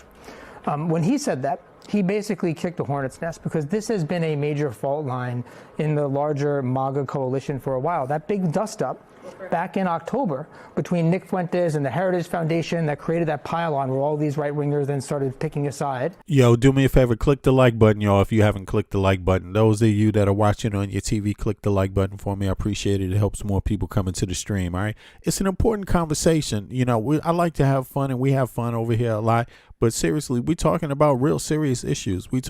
So we're making serious issues on, progressive conversation, a little bit fun for your day. So click the like button for me. Appreciate that. Where J.D. Vance had to essentially say, no, we're going to let the Groypers in, because he couldn't say no, we're not going to let them out. It was all because of this. How much power and influence do we actually want Israel to have over our politics? And then separate from that, how much tolerance are we going to have for the mere perception of that narrative thread? And what Rubio said is he confirmed for a large part of the MAGA coalition something that they've been saying for a while, the Alex Joneses of the world, the Nick Fuenteses, the Matt Walshes, that actually this is all about Israel, and that Trump did not have his hand on the wheel. Listen, nobody's imagining it. Nobody on the left or the right is imagining it. People saw what it was. This was about Israel in the most vulgar way possible. And, the bottom line is Trump is a failure as a president. It's simple. He doesn't deserve he doesn't deserve to be the president of the United States. I mean, this guy is the worst thing that could have happened to the U.S. And worse things are bound to happen if this guy is not impeached. Can you imagine having Mark Rubio, you get hit by a nuclear bomb and shit, the U.S. gets struck, and you have Marco fucking Rubio come out and start talking about, it was because we had to do this, and then afterwards it wasn't. He's the excuse man. The U.S. could get hit seriously, and they would send Marco Rubio out to do what? be the cleanup man, to make excuses. He's going to say one argument over here first, then he's going to say the other argument over here, and he's going to sound totally insecure because, of course, he is caught off guard. I mean, that's what he sounds like. Like, whatever's going on here is not rank and file business. Something is very abnormal in how people get orders and what they're being told today, and who's giving the orders. Like, it's just all I can say is, somebody help us. Do y'all remember when Trump asked Putin for Hillary's emails? He asked Putin for help.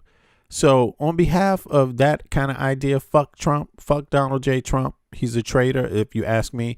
And please, anybody, now I'm not saying Putin or I'm not saying she, but anybody else in the West, anybody else outside of Putin and Xi, if you get your hands on them Epstein files, will you please release it?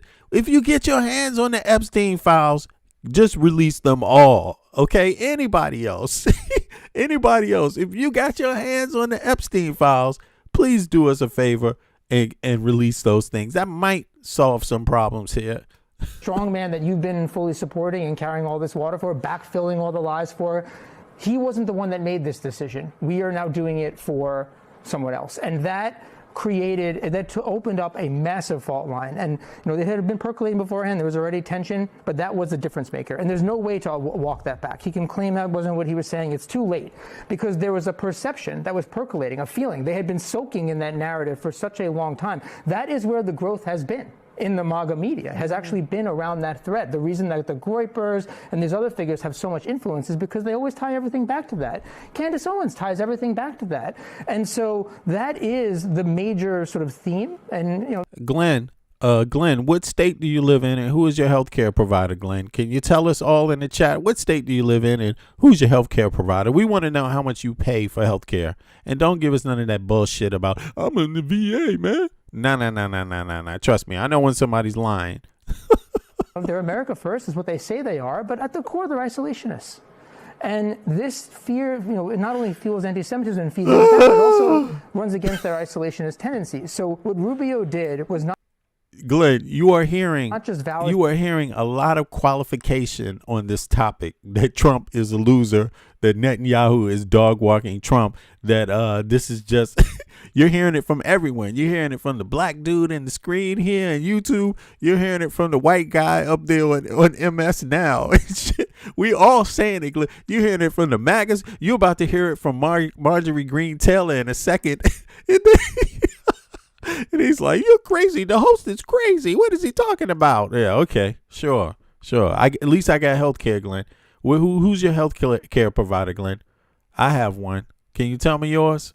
What state do you live in, and who's your health care provider, Glenn? And for them, one of their biggest fears. But he basically said, this is now the fight. This is actually what this fight's about. And so now he's calling the question as to whether or not they're going to tolerate Trump being as closely aligned with Israel as he's been. I mean, Mark Mazzetti, this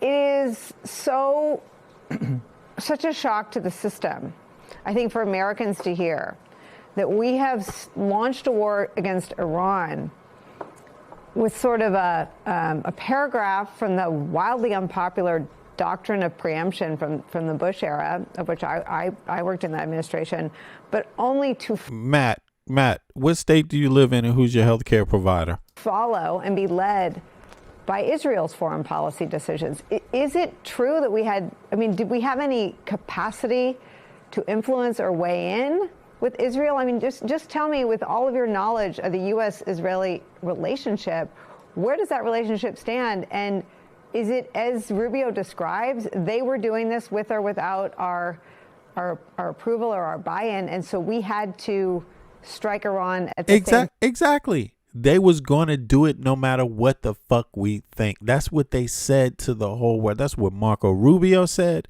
and then Trump tried to walk it back a little bit.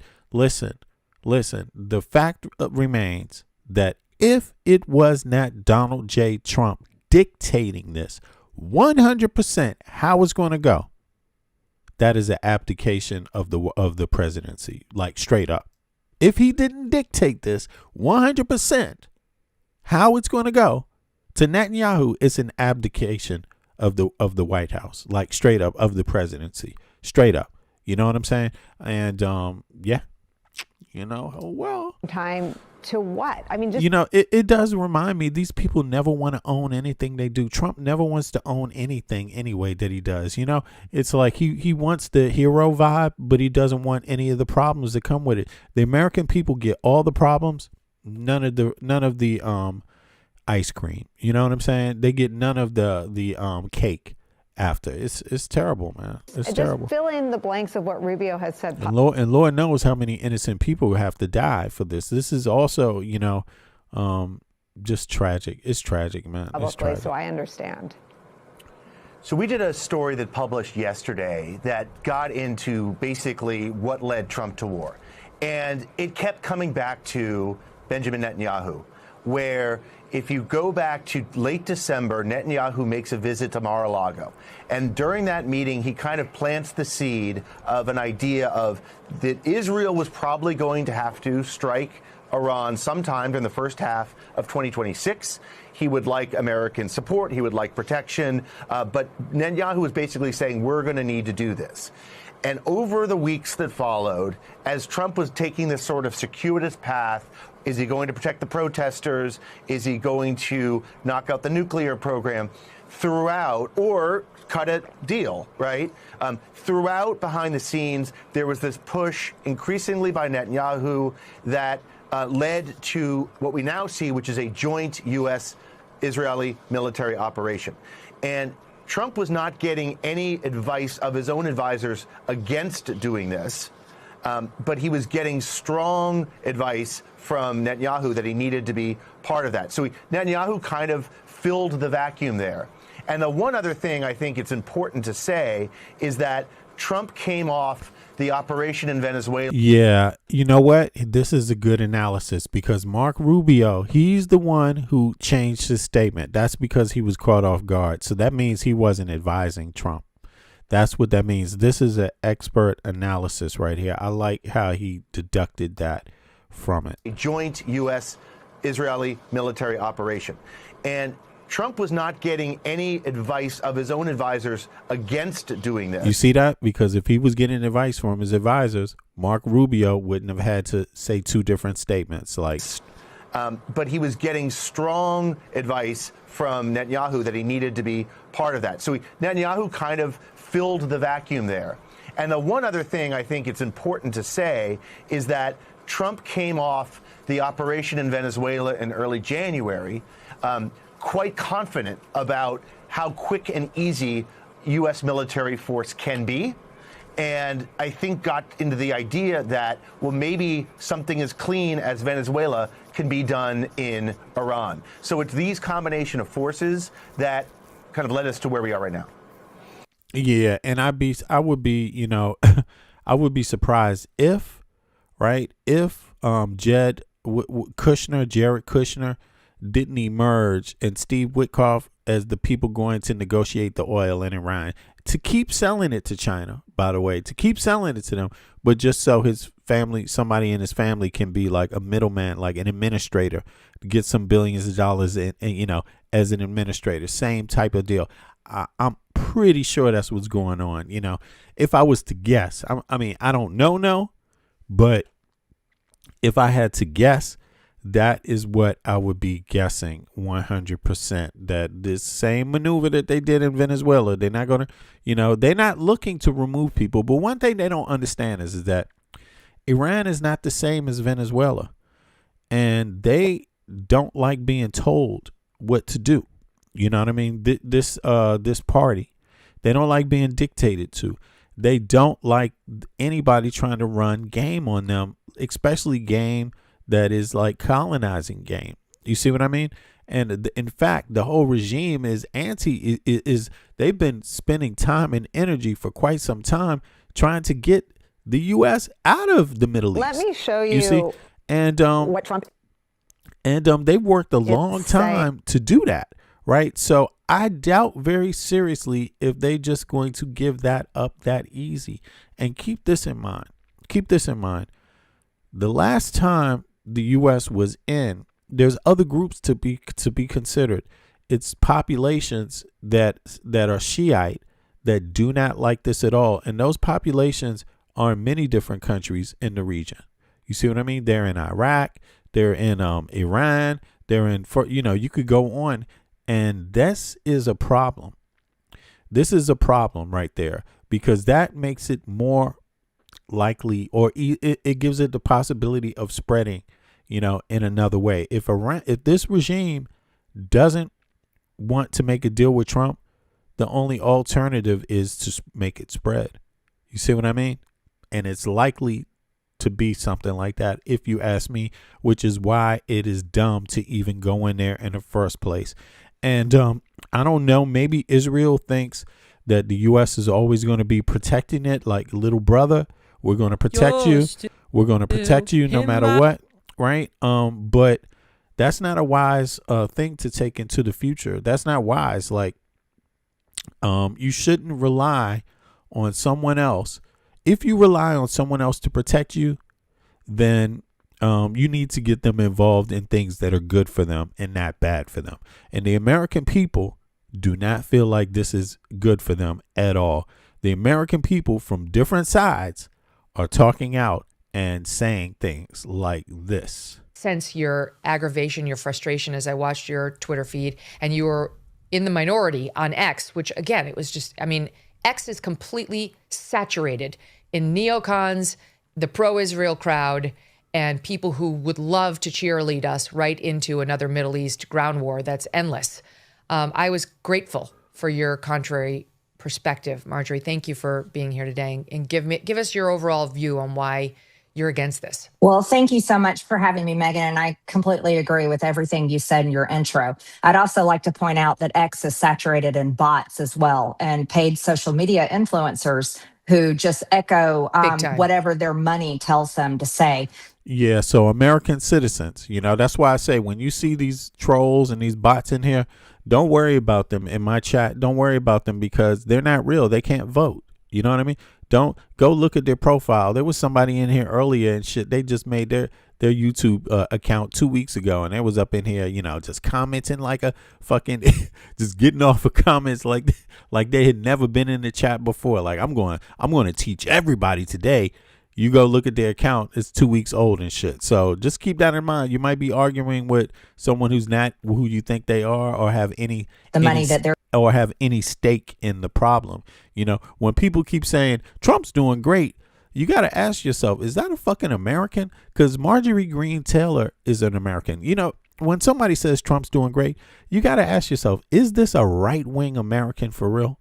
Because I'm an American. I know right-wingers. You know what I'm saying? I know the difference between a troll and a real right-winger. And Marjorie Greene Taylor, or Taylor Greene, is that it? Whichever.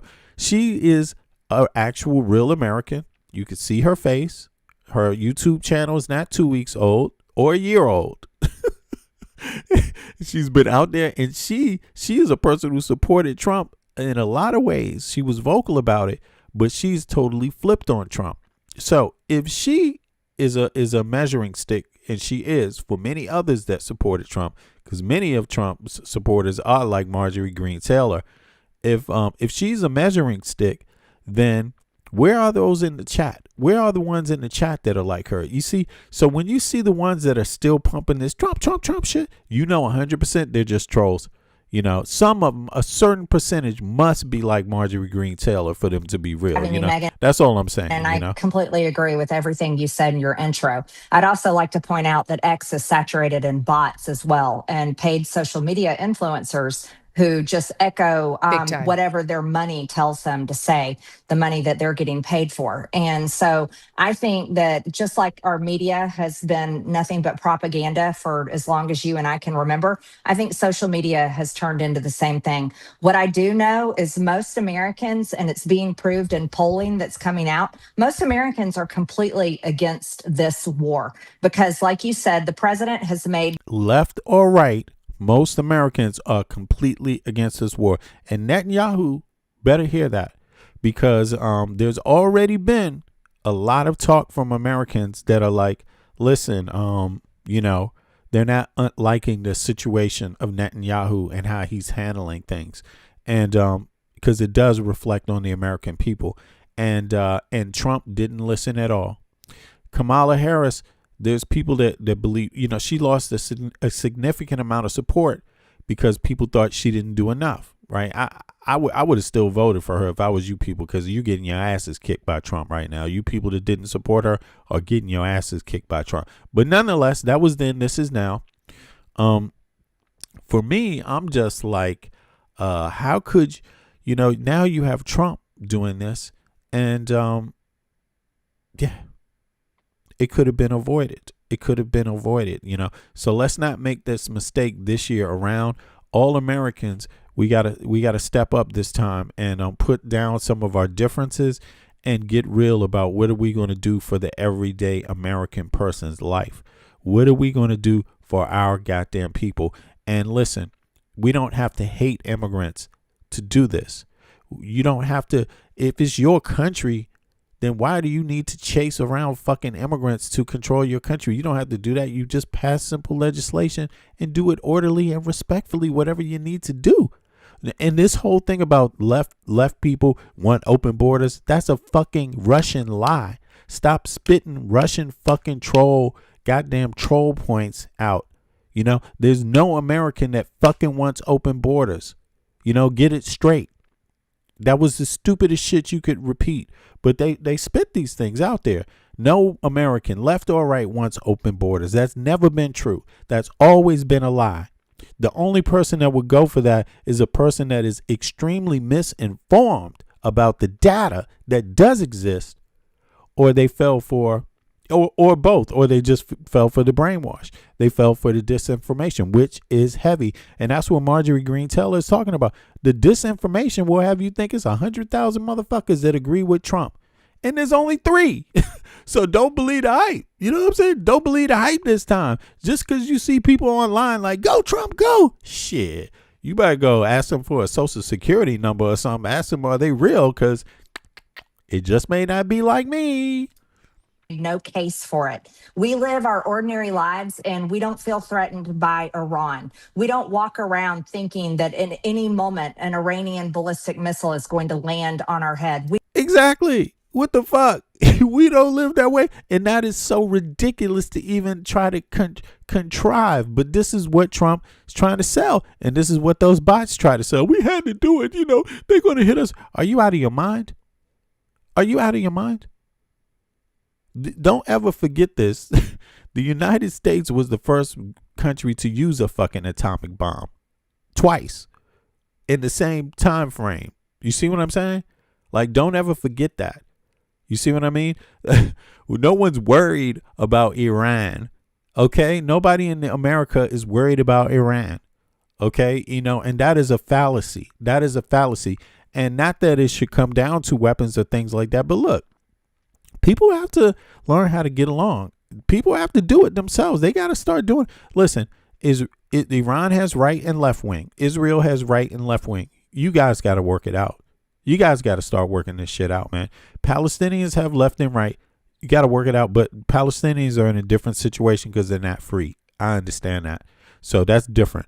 For now, they need people's support and being free. And then, but Israel and Iran, come on now. You guys are both industrial countries. Both of you, you know what I'm saying? Palestinians are now, you all got to fucking work this shit out. You got to work towards peace if you fucking want peace.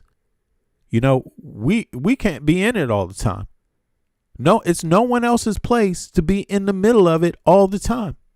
It's nobody else's place. Nobody else can bring you peace. Nobody else can bring Israel peace. Nobody else can bring Iran peace. Nobody else can do that if people don't want it. You see what I mean? And not that it should be our job to do it, but we have our own issues. But damn, just the fact that we looking at Trump right now is like, it's just crazy. Anyway, let me just stop, man. This is Marjorie Greene Taylor's diss, and I'm gonna let it play. And she's dissing Donald J. Trump, the guy that's in the Epstein files more than any other human being. The reason why Netanyahu might be dog walking his ass and Putin dog walks him into every fucking thing. Yeah, that Marjorie Greene Taylor. So here we go. We don't.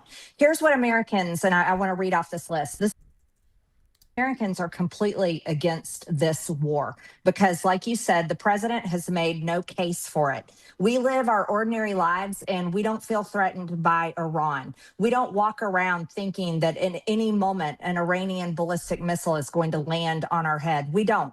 Here's what Americans, and I want to read off this list. This is what Americans are focused on. 72% of Americans can't afford health insurance. 58% of Americans can't afford car insurance. 67% of Americans live paycheck to paycheck. 31% of Americans can't afford their back taxes. 50% of Americans are in credit card debt, massive credit card debt. That's where we are in America. And I campaigned with the president. As a matter of fact, I was one of the only Republicans that was out there for Donald Trump when the rest of the neocons, by the way, that are just cheering him on now, had abandoned him and were trying to beat him in a primary and stop him from being president again. I was out there on the front lines for Make America Great Again. And Make America Great Again was supposed to be America first, not Israel first, not any foreign country first, not any foreign people first, but the American people first and our problems. And God bless the Iranian people. I hope to God that they can have a government that is for them and that treats women fairly. But what we have seen happen. Yeah, and that's facts. God bless the Iranian people, and I hope they do get a government where that treats women fairly, among other things, just people fairly in general, right? But make no mistake about it, what's going on right now, Donald, you just need to understand, I can't speak for anyone else, and I can't speak for Donald J. Trump, but I'm an American citizen, and what I know about Americans, the type of American Donald Trump is, what he looks like to me, Iranian people, is he's definitely not the type that gives a damn about any of you. He's not doing it for anyone to have any freedom. He doesn't even want the motherfucking elections to exist, really. I mean, that's what people say. He acts like it. You see what I mean? So he acts like a bigot who hates Muslims with no doubt whatsoever. So, yeah. I don't want to say too much, but I know Iranian people are like everybody else. They're just like everybody else. Simple. Everybody else. And very educated people, very intelligent people, very caring people, very beautiful people. That's, and I know that. You see what I mean? But Trump is not trying to help your type. Just understand that. He's not trying to help your type. That's all. That's all that needs to be known. Is we have seen over 100 little girls killed at a school from a bomb, and I don't know whose bomb it was, but nobody should believe that anyone who's killing 100 little girls in a girls' school cares about anybody in that country. Like, that's just so sad. Dead so today sad. Because America and Israel attacked Iran. So that's not really good for Iranian women. And our president is saying that the Iranian people are all of a sudden going to topple their regime. Well, I don't think the Iranian people are going to be toppling their regime when they're getting blown apart by the United States and Israel in an unprovoked attack. And yes, it was unprovoked. And Pete Hegseth said this morning, Megan, he said that we didn't start this war. But I hate to argue with the Secretary of the Department of War. America and Israel Yes, we did. Definitely started this war, and you can't lie that away to the American people. And so, you know how I feel right now? I am irate. I am furious about this. We are nearly $40 trillion in debt. How much is this war going to cost us? We have seen enough of our American troops dead and murdered for foreign countries. And now we've had 4 dead and murdered, just like you said, for Israel and for the Iranian people, not for the American people. And I don't want to see any more dead and murdered. Our military is filled with some of the greatest people from our country. And God bless their families who are probably losing their minds right now, terrified that their son or daughter or their husband or wife or brother or sister may come home in a flag-draped coffin. And then we have the president who, by the way, Megan, this really needs to be said. Donald Trump has said repeatedly on camera and in interviews, he doesn't think he's going to heaven. Well, I want to ask a question, a serious question. What is in his mind? What is his mental state? If he doesn't think he's going to heaven and he is a man towards the end, he's in the fourth quarter, he's towards the end of his life. How does that pan out for the rest of us when we have a president of the United States who doesn't think and is convinced he's not going to heaven? What does that mean his decision making is? He already said to the New York Post today that he doesn't care about the polling. He doesn't care about what the American people think, and he may put troops on the ground. He took this is going to be a few-day war, to now it's going to be maybe 4 weeks or more. I want to say, what is happening to the man that I supported, you supported, the man that denounced what happened in Iraq, the man that said no more foreign wars, no more regime change, promised it on the campaign. J.D. Vance promised it. Tulsi Gabbard promised it. All of them promised it. And we're a year in, and we're in another fucking war, and we've got American troops being killed. I think it's time for America to rip the Band-Aid off, and we need to have a serious conversation about what the fuck is happening to this country and who in the hell are these decisions being made for, and who is making these decisions. Yep, Fremtiden for facts. ejendomsretlig handel. And you know something? Marjorie Greene Taylor, let me see here. Okay. I just had it cinema. Marjorie Greene Taylor is 100% on point. And I'm really happy. I'm really happy to hear her. And you know, it goes to show you, there's people that speculate, like they wonder, has she really changed, or is this just because of she's positioning herself or whatever? Right? Okay, I get all of that. But I mean, what I could say is that if this is really a change for her, it's a change a lot of people need to learn how to make, because what she is spitting right here is facts. Everything that she said, I agree with her 1,000%. So just understand this. Her hair color has nothing to do with her mind. You know, because my hair color is not the same. Well, she dyes her hair, but anyway, you know what I'm saying. Our hair texture is not the same. Our noses don't look the same. Our skin color is not the same. Our gender is not the same. You see what I mean? Even our philosophy about freedom, you know, I think women should have the right to have an abortion if they choose so, because it's life-saving. Do you know how many women get abortions? Most of them or a high percentage of them are for health reasons, like straight up. You know what I mean? To deprive a woman of health care, that's what depriving her of an abortion is a lot of the times. So I'm not a fan of telling people what to do. Secondly, I'm not a fan of telling people what they can do with their own body. Why? Why is that? Because I don't think you should control anybody else's body, period, full stop. I don't think so. And why do I think that? Because I come from a country where slavery existed, where people didn't have the right to control their bodies. That's why. That's why. You see, but having said that, I'm not conservative. I'm a conservative myself personally, like how I live my own life. I'm very conservative. But in terms of how I get along with others, I don't care how people, you know, as long as they're not hurt, people aren't hurting other people, I don't care. This whole thing they manufactured about trannies in the goddamn bathroom, man. I'm a heterosexual man. I've gone into women's bathroom and taken a piss. What the fuck is this all about? You know what I'm saying? If I had to use the bathroom, come on. What the hell? And the women's bathrooms are cleaner. So I would never understand, like, what are they talking about? I don't want no man with a dress on in the ladies' bathroom. Well, what about a dude with some pants? You know what I'm saying? What about a dude with pants? Can a dude with pants go in the ladies' bathroom if he got to take a leak? You know what I'm saying? So they have all these culture wars, and Marjorie Greene Taylor, she was supporting Trump with all that culture war shit, and now she's come full circle. She has come full circle, and I agree with her, and I hope more Americans do. I hope more Americans do, because that list of things that she said Americans are thinking about is 100%. I want her to go even further. I want her to just say universal health care, universal education. Then she would get my goddamn vote. She would get my vote. You know, damn near. You know what I'm saying? As long as she's not out there on this culture war shit anymore, trying to, you know, overly do it. You know what I'm saying? But in any case, let's hear some more. president on the heaven thing has said he was being cheeky about that he actually doesn't have worries. But I understand your greater point.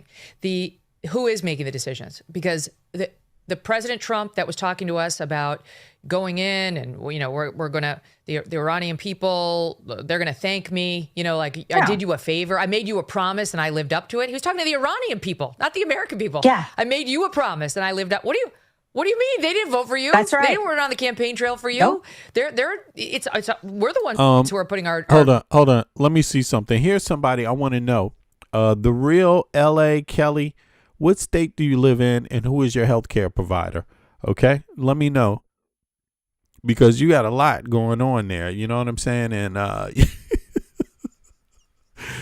Marjorie Greene Taylor said American people are worried about health care. You just told her she needs to go away. Here we go again. One of these trolls. Bravest at risk right now. And he says the Iranian the baton and install new leadership. They have no guns. They're sheltering in place because we're bombing their country right now. How are they what is the plan for them to then take the baton and install a new leader? Mm-hmm. How are they going to do that with the IRGC still intact and they're still being Iranian leaders? Not everybody was wiped out. And his comments to the press today seem to be they're going to lay down their arms and join with the Iranian patriots. No, they're not. Based on what? Yeah. Based on what? So if that doesn't happen willingly, just by the grace of God, okay, we're going to do it, then we are going to have to do it. Or Israel's going to have to do it. And the more Israel fights, the more we have to fight, MTG, because that's what got us into this mess to begin with. We saw they were going to head and do it, and we felt like we had no choice because they were going to attack our bases first thing as soon as Israel did it. That's right. No, you're absolutely right. And I heard an analyst say today that okay, we've killed approximately maybe 40 or more of their top leadership and the Ayatollah. Well, guess what?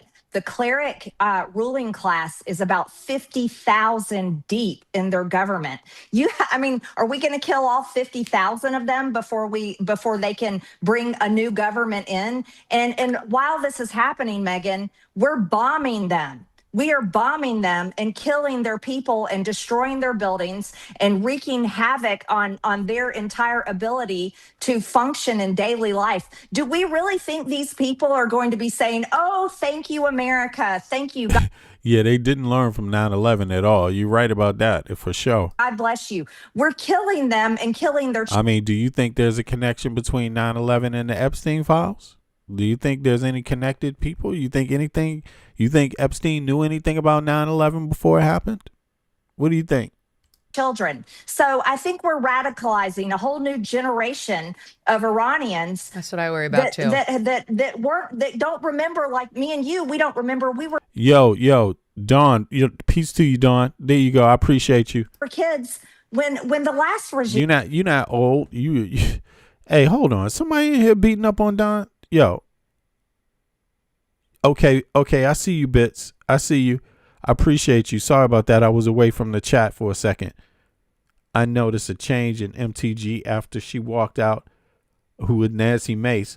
I want to know what she saw. Yeah, true. I want to know what she saw. She saw something bad, and I could tell she's smarter than a lot of these other ones. So she knows how to keep things and what do you call it? Bird feed people. So she's probably kept the good goodies for last. You know what I'm saying? Straight up. That's what I think. Was taken out, and this new regime was put in.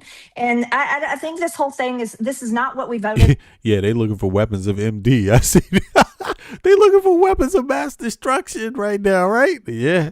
Didn't learn. For Megan, it is absolutely America last. It's the same bullshit we've seen for decades now. And I don't think the president is. Yeah, I see you on the other side, Bits. I appreciate you, Bits. Being tongue in cheek. Good to see you back, Bits. Take your break anytime you need. I understand.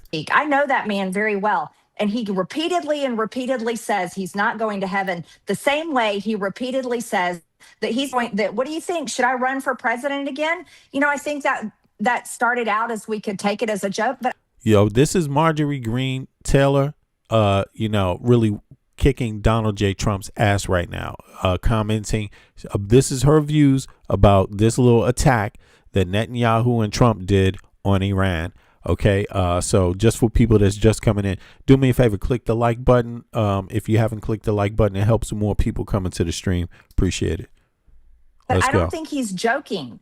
And I know you're not willing to go there, but I am. I really want to know, what is his mental state and who is he doing this for? Because it's not for the American people. He's lying. He's gone back on what he promised. Yeah, this ain't for the American people. This is not for the Iranian people. This is for greed and grifting only. No more foreign wars, no more regime change. And I want to know, where the hell is JD Vance? Where is he? Where is Tulsi Gabbard? Because if they stand by and are silent and they're turning back on the same words they said, it's all on video. All of them are on video saying it, just like I'm on video saying no more foreign wars, no more regime change. I'm on video on campaign stages and at Trump rallies saying the exact same thing. But where's JD and where's Tulsi? And the president. Well, I'm sure behind the scenes, at least JD has worked to stop this, but he's lost. I mean, that's he's got to say what's it. obvious now is that Wayne, yeah, exactly, Wayne. Rich man's war, poor man's blood, and that's how you got to see it. And you know, we can take everything else out of the picture and just leave it like that. This is like class warfare. The poor and the middle class. This is not your war for anybody. You know, like straight up. Detractor. You know? The same way It's these rich people's war right here. Tucker went in and tried to talk Trump out of this, and he lost and admitted the Mark Levins of the world have won. Yep. I mean, Mark Levin and Lindsey Graham, forgive me, spent the entire weekend with a massive hard-on. There's just no, you could see it in the commentary. They were thrilled. They were gleeful. I mean, they were just overly excited at the fact. Lindsey Graham found life again. He found love. Now that I found love. I mean, I hate to use that song, but Lindsey Graham just came up out of his slumber and was like just salivating all over this war. Like what's going on there, man? Like the fact that we were now risking America. I mean, it could just be the hate for Muslims that Lindsey Graham has. Like, and that is crazy to see a man salivate that much over something. Whatever it is, he loved it. He loved it. You know, American troops' lives for Israel. Maybe it's both. Maybe it's I get to kill some Muslims for some money. Maybe that's just what it is. And what does Lindsey Graham do to go out there and like quell anybody's concerns that that's what we're doing? You know, he just keeps doubling down. And now he's mentioning Cuba. Hold on. Do we have that? Yes. Here he is on FNC Sunday night. This is SOT 16. Is President Trump finished the job that President Reagan failed to do? I am a big admirer of Ronald Reagan, but I'm here to tell you that Donald Trump, in my opinion, is the gold standard for Republicans, maybe any president, and when it comes to foreign policy. Maduro, everybody talked about him. Well, Donald Trump's got him in jail. Cuba's next. They're going to fall. This communist dictatorship in Cuba. Listen. Politics, you can have differences of opinion, but that doesn't mean you have to. That doesn't mean you can't respect somebody. You see what I mean? That's different. I myself respect certain aspects to them. You know, an average person needs to be afraid of politicians at some point. You know what I'm saying? I don't want to go too far and say I respect certain people, you know, because some people use power, abuse power, right? But on a certain level, I could just say that, like, for example, in Venezuela, you know, outside of how the regime operates, right? I don't have anything personal against Venezuelans people, period. You know what I mean? Like, they're proud people. They have a great culture. They're wonderful people. You see what I mean? There's a lot that we can learn from them, us in the United States, like straight up, man. And it's not just Venezuela. I mean, Colombia, we can learn a lot from Colombia. We can learn a lot from other Americans. And we walk around with these pricks like Lindsey Graham, and they try to convince us that we all have to be enemies, man. That shit is garbage, man. We got to get away from this stuff, these culture wars, man. And I swear, this couldn't be one of the more disgusting examples of it, but it's right out there in public. And the American people, I'm talking to y'all now, our Congress and our Senate is responsible for this. They fail to impeach this man. And if nothing else stops him, that is what the Congress and the Senate are for. They are there to end any madman's presidency and anyone else associated with it. and yet they're still letting this dude go right along. They're just letting him go along, and look, no one else around him is checking him. So it's like they might be disappearing, trying to wait for Trump to die so they can take over. No, they all need to go because they're all supposed to be speaking about this right now. Marjorie Greene Taylor was correct where she said, where's J.D. Vance? All these people next to Trump are supposed to be public and speaking out against it. And if they're not speaking out against it, that means they also have to go when Trump is dead. Like, they all got to be impeached. Like, straight up, man. Their days are numbered. The Iranian regime, He's got some nerve. Their days are numbered. Mothership of international terrorism is about to collapse. The captain of the ship, the Ayatollah, is stone cold dead. Cuba's next, they're going to fall. This is after Trump on Friday. We played this bite on our show on Friday, saying maybe we'll have a friendly takeover of Cuba, which we don't know what that means. But now they're talking about Cuba. And let me just give you one more, MTG. The former Somebody said, the United States are pedophiles. Yo. But hey, that's what it's looking like. I mean, of course, there's a lot of people up in there though, but yeah, we got a pedophile problem. That's for damn sure. We got a pedophile problem from the top down. Former Prime Minister of Israel, Naftali Bennett, was at the Conference of Presidents of Major American Jewish Organizations in Jerusalem on February 17th. And listen to what he said then. SOT 20. A new Turkish threat is emerging. I want to be very clear. Turkey and Qatar have gained influence in Syria, are seeking influence elsewhere and everywhere throughout the region. And from here, I warn, Turkey is the new Iran. Erdogan is sophisticated, dangerous, and he seeks to encircle Israel. And while some senior Israelis were on Qatar's... I'm sorry, but I'm sorry, man. This has just got to stop at some point. This just got to stop. I mean,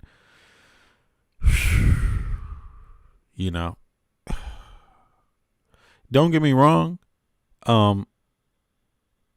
Everybody can point to political issues, different parties, politics. Everyone can point to that. There's differences. But when you're already blowing up and at war with one country, why are you going to come out of your mouth and start talking about the next country, man?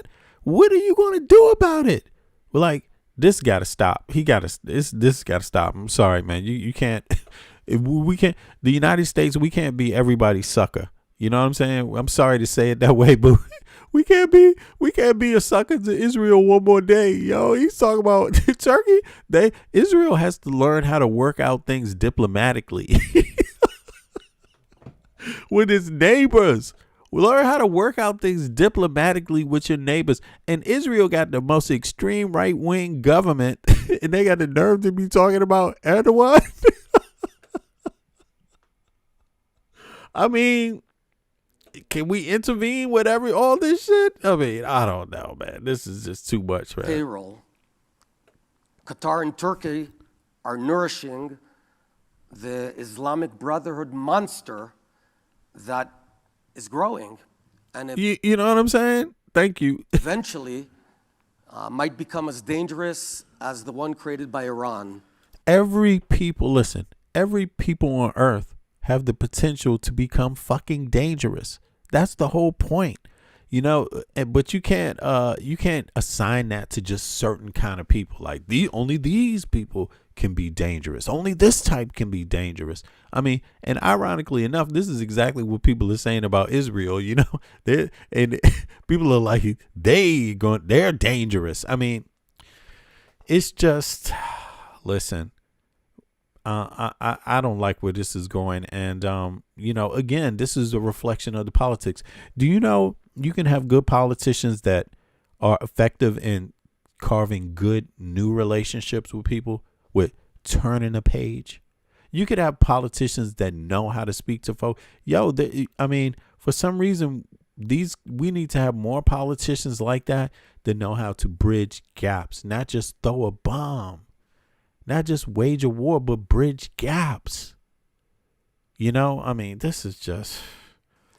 Turkey and Qatar are gaining influence not only in Syria, but also in Gaza, I'm not saying all of them could be problematic, but damn, this is just like, they just, this is so sad. And look, he's saying this at the exact time, Trump is trying to get these nations to join.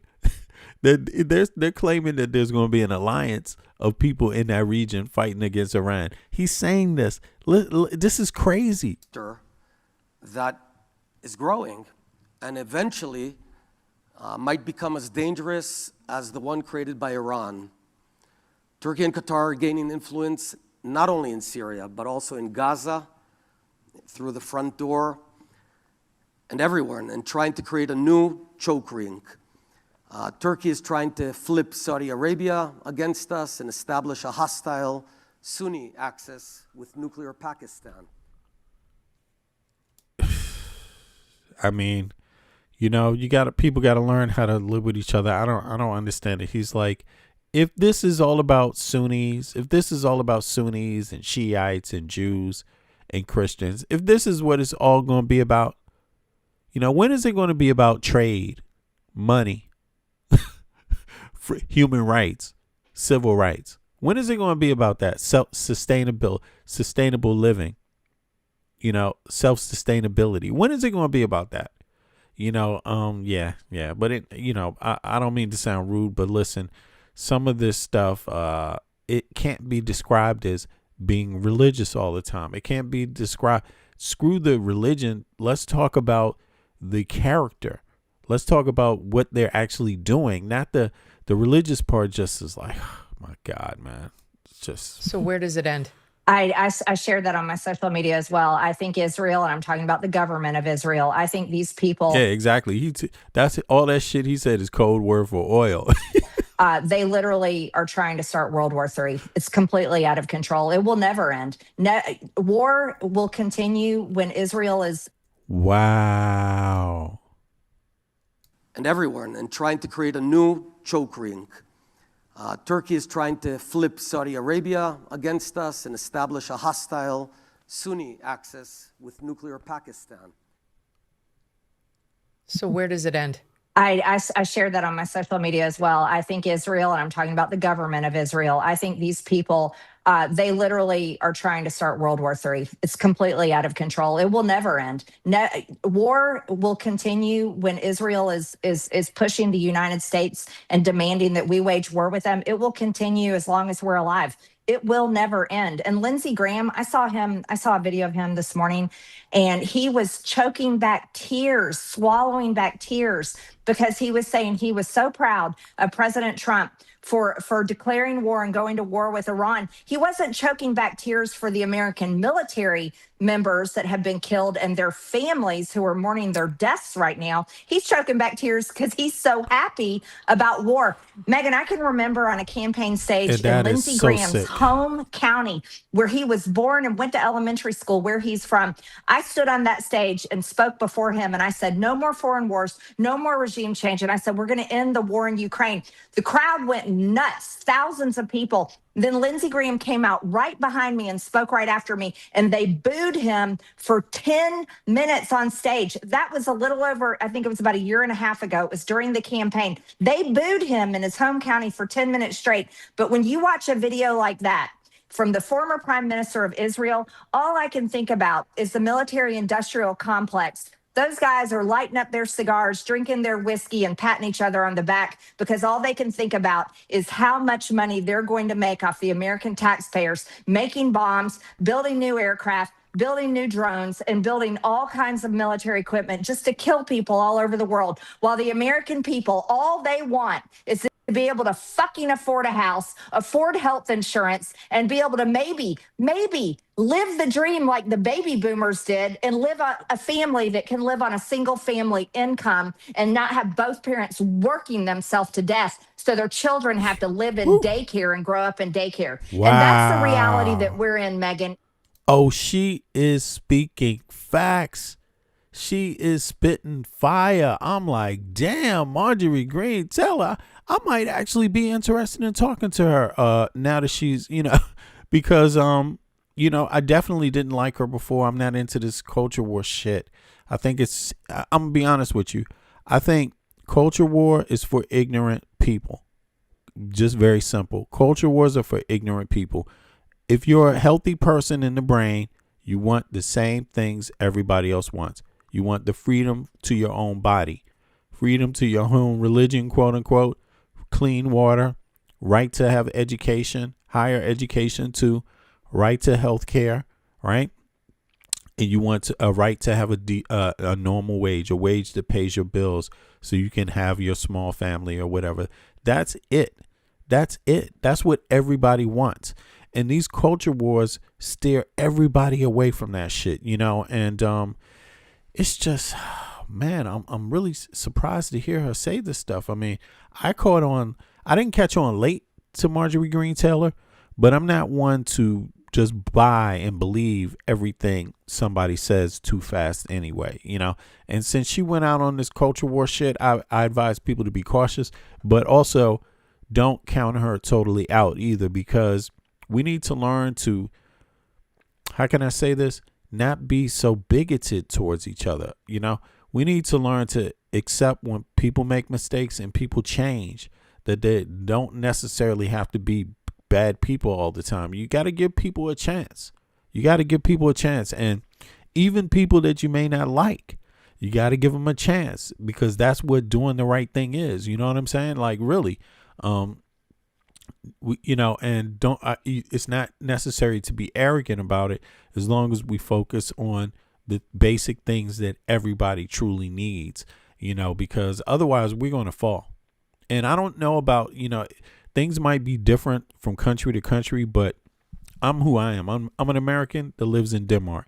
I'm born and raised in Washington, D.C. Both sides of my family goes back to the colonial period. But I moved to Denmark when I was 30 years old, when I was a grown-ass man. You see what I'm saying? And I've lived here for some time, for like 20 some odd years or more, 25 years almost now, right? And so I'm 55 years old. Yeah. So, you know, I was in the States a little bit too, though, for some years. So maybe not that long. But the point is this. The point is that, you know, I know what it is to be an American. I know I don't have two passports. I have an American passport. I know what it is, and I know how my people are, and I know that there's things we need to get past so we can move forward.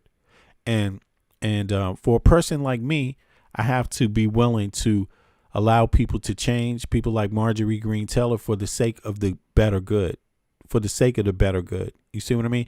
All of us come from a background of suffering somehow, some way, directly or indirectly. So we need to try to meet each other as equals, you know, and American citizens, we need to try to do that for once. You see what I mean? And do what's right for everybody without bigotry towards each other. You see what I mean? Because a lot of this shit is just fucking so elementary, so idiotic, you know. It just doesn't make sense. Just like this last election didn't make sense. There's no way in hell 50%, 50 some odd, you know, 50, maybe a little less than 50% of Hispanics voted for Trump. Trump's killing ass right now. 50% of, or maybe, you know, roughly less Palestinians voted for Trump. Trump is killing ass right now, kicking out immigrants. We had so many people, women, at families, just no excuse from anybody who voted for Trump. There was no excuse. But the reason why you did it is because you let these rich people play you, these wealthy people play you like dominoes.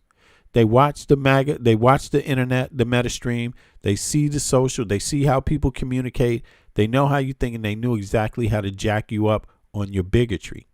They knew how to play you on bigotry and get you to vote against your own best interest. Look, you don't have to become a Muslim. You don't have to live around Christians. You don't have to live around Jews. You don't have to live around a man wearing a dress. I mean, if you can't afford to live nowhere else, then hey, you have to.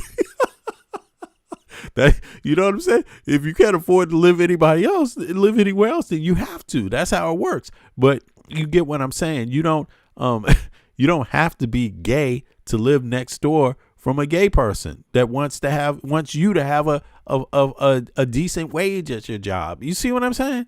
Like, You don't have to, you all have the same interest in mind. You all have the same interest in mind. And that should be access to education, access to healthcare, access to a living wage, access to affordable housing, clean water, a certain amount of days free a year for a vacation. These kind of things, when you have these things, and I can say this as an American because I live in Denmark now and I have these things, you don't worry about so much of the other shit you can't control.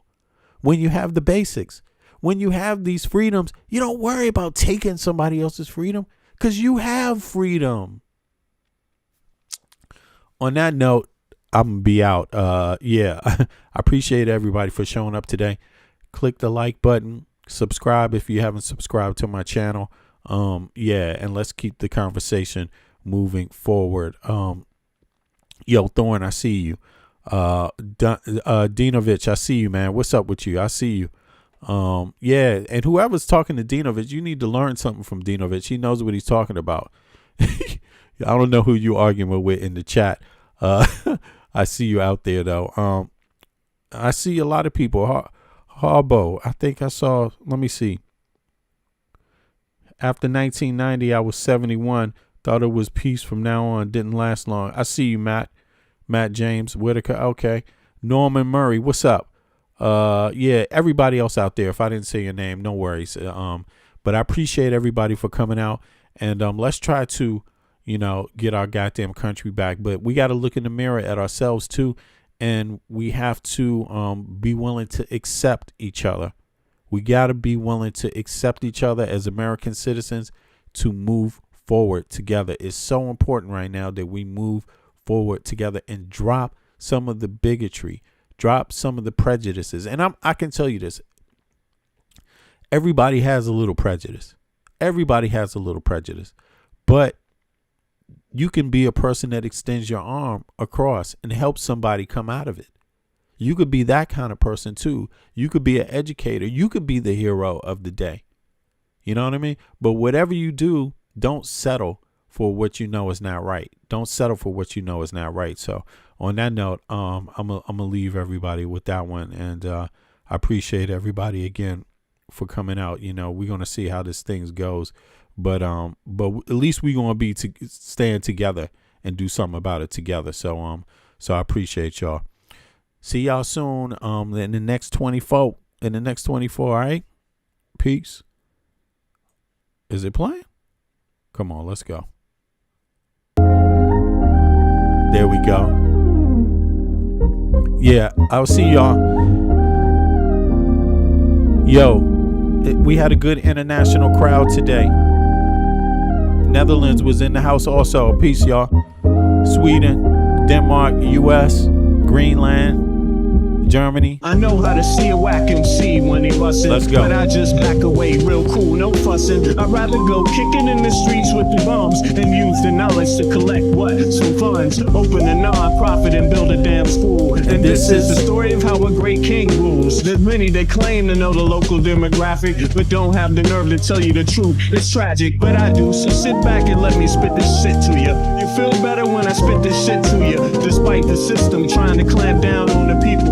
People will learn how to stand up to evil. Not evil that's across the globe, that's too far. But evil that lies in their own backyard. And fighting, it's not an option, they can't win. The government, it's not supposed to represent sin. But then again they do, and that's a problem. So let's go down and figure out how to solve them. It's not fun being a rapper that can't speak. But we do, yes, and plus we make fat beats. Yo, we smoke weed, break up trees. Listen, bringing fat beats, that is our mission. You wanted to see us, homeboy, shut up and listen. Thelonious and Big Bennett, brother, check the vision. Mentalities of different realities. Enter the Star Trek room when you hear the boom. I be the Walkman with the super bass. Automatic stop, yes, stereo cassette player. With the delayer, freaky lyrical sprayer. Extraterrestrial rhyme sayer. I be the poetical VIC/master of the ceremony. Testimony, won't you come step with me? I'm on a historical journey. Kinda like Sigourney. Implore me to represent the attorney that represents my niggas. Go figure, it's the card. They call me Uncle Bigger. Niggas Just fuck your blunts down, your liquors. I read the parallel to the fiction. You're fixated on this brother's nature. Relaxed behavior, I might save your change. Flip it, rearrange. The whole concept, yo, is good for all your brain. Insane, psychotic, neurotic, black onyx, and hooked on phonics, just atomic. Bees like a bonnet. Cut with the Asiatic, they all up on it. Rhyme static with the erratic type of skill. You wonder, is this nigga Vic really for real? It's still, but only necessary in the very. I'm milk like dairy, they quite contrary. That's scary, but I'm a dog in the prairie. I scurry to grab my bones and just bury. Lyrical flurry, go get your secretary with impeccable dictions. My style might vary, so get a hold of your own shit real fast. Fucking with us, we take it right out your ass. Prairie dogs chill while the other dogs howl. Too many dogs get sent to the pound. Back on the hill, me and my peeps just lounge. Prairie dogs, we keep it on the down. Splatter, don't like none splatter. We try to climb the ladder, wicked men get better. They make it like splatter, but it really don't matter. Cause you know we coming back to our sons and our daughters. The father, him the one who protects ya, and the mother, she will never neglect ya. Through divine nature, the people respect ya, and in this way I deliver my lecture.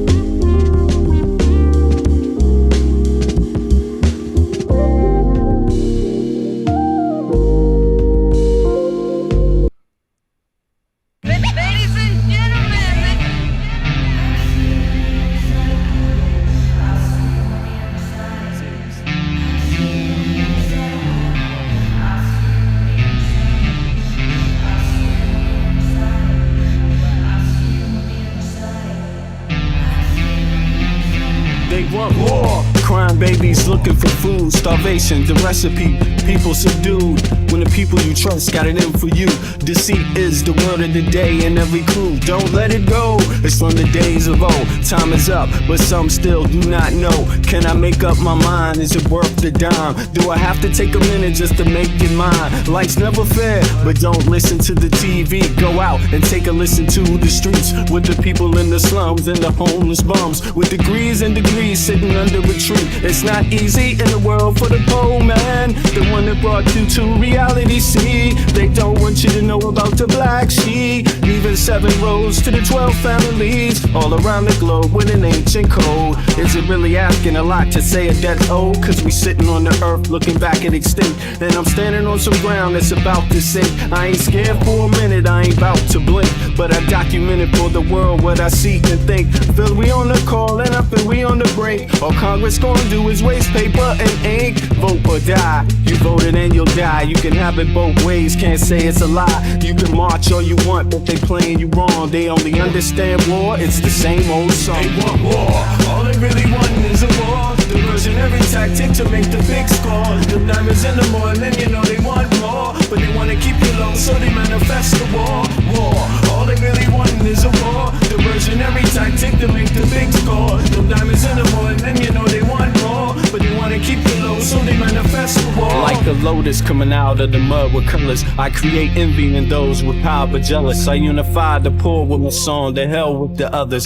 Descended the way they treat indigenous brothers, cause I understand we link forever. They try to hate us even though that we keep it together. I'm not talking about controlling the air or the weather, I'm talking about maintaining the truth, the high endeavor. A rebel drops bombs in the midst of trouble. The free world counterattack and now there's double, but nature gets the shit in the way to settle. If you stop the machines for a minute minute you might hear, but they won't, cause the TV's whisper in the ear. And capitalism has eyes that don't tear, and they cloud up and get crazy and won't steer. And like an ad, it's hard to get an ass to listen. Living like this is like living in prison. It's hard to keep hope when you're living in prison. The spiritual thoughts, so yes, the mental prison. The outside, yes, it's got to get through. Something's gotta die, so something here can live. Your life is nothing if you got nothing to give. Keeping the spiritual, yes, disguised as religion. Controlling your mind, the mental prison. They want war. All they really want is a war. Diversion every tactic to make the big score. The diamonds in the morning, then you know they want more. But they wanna keep you low, so they manifest the war.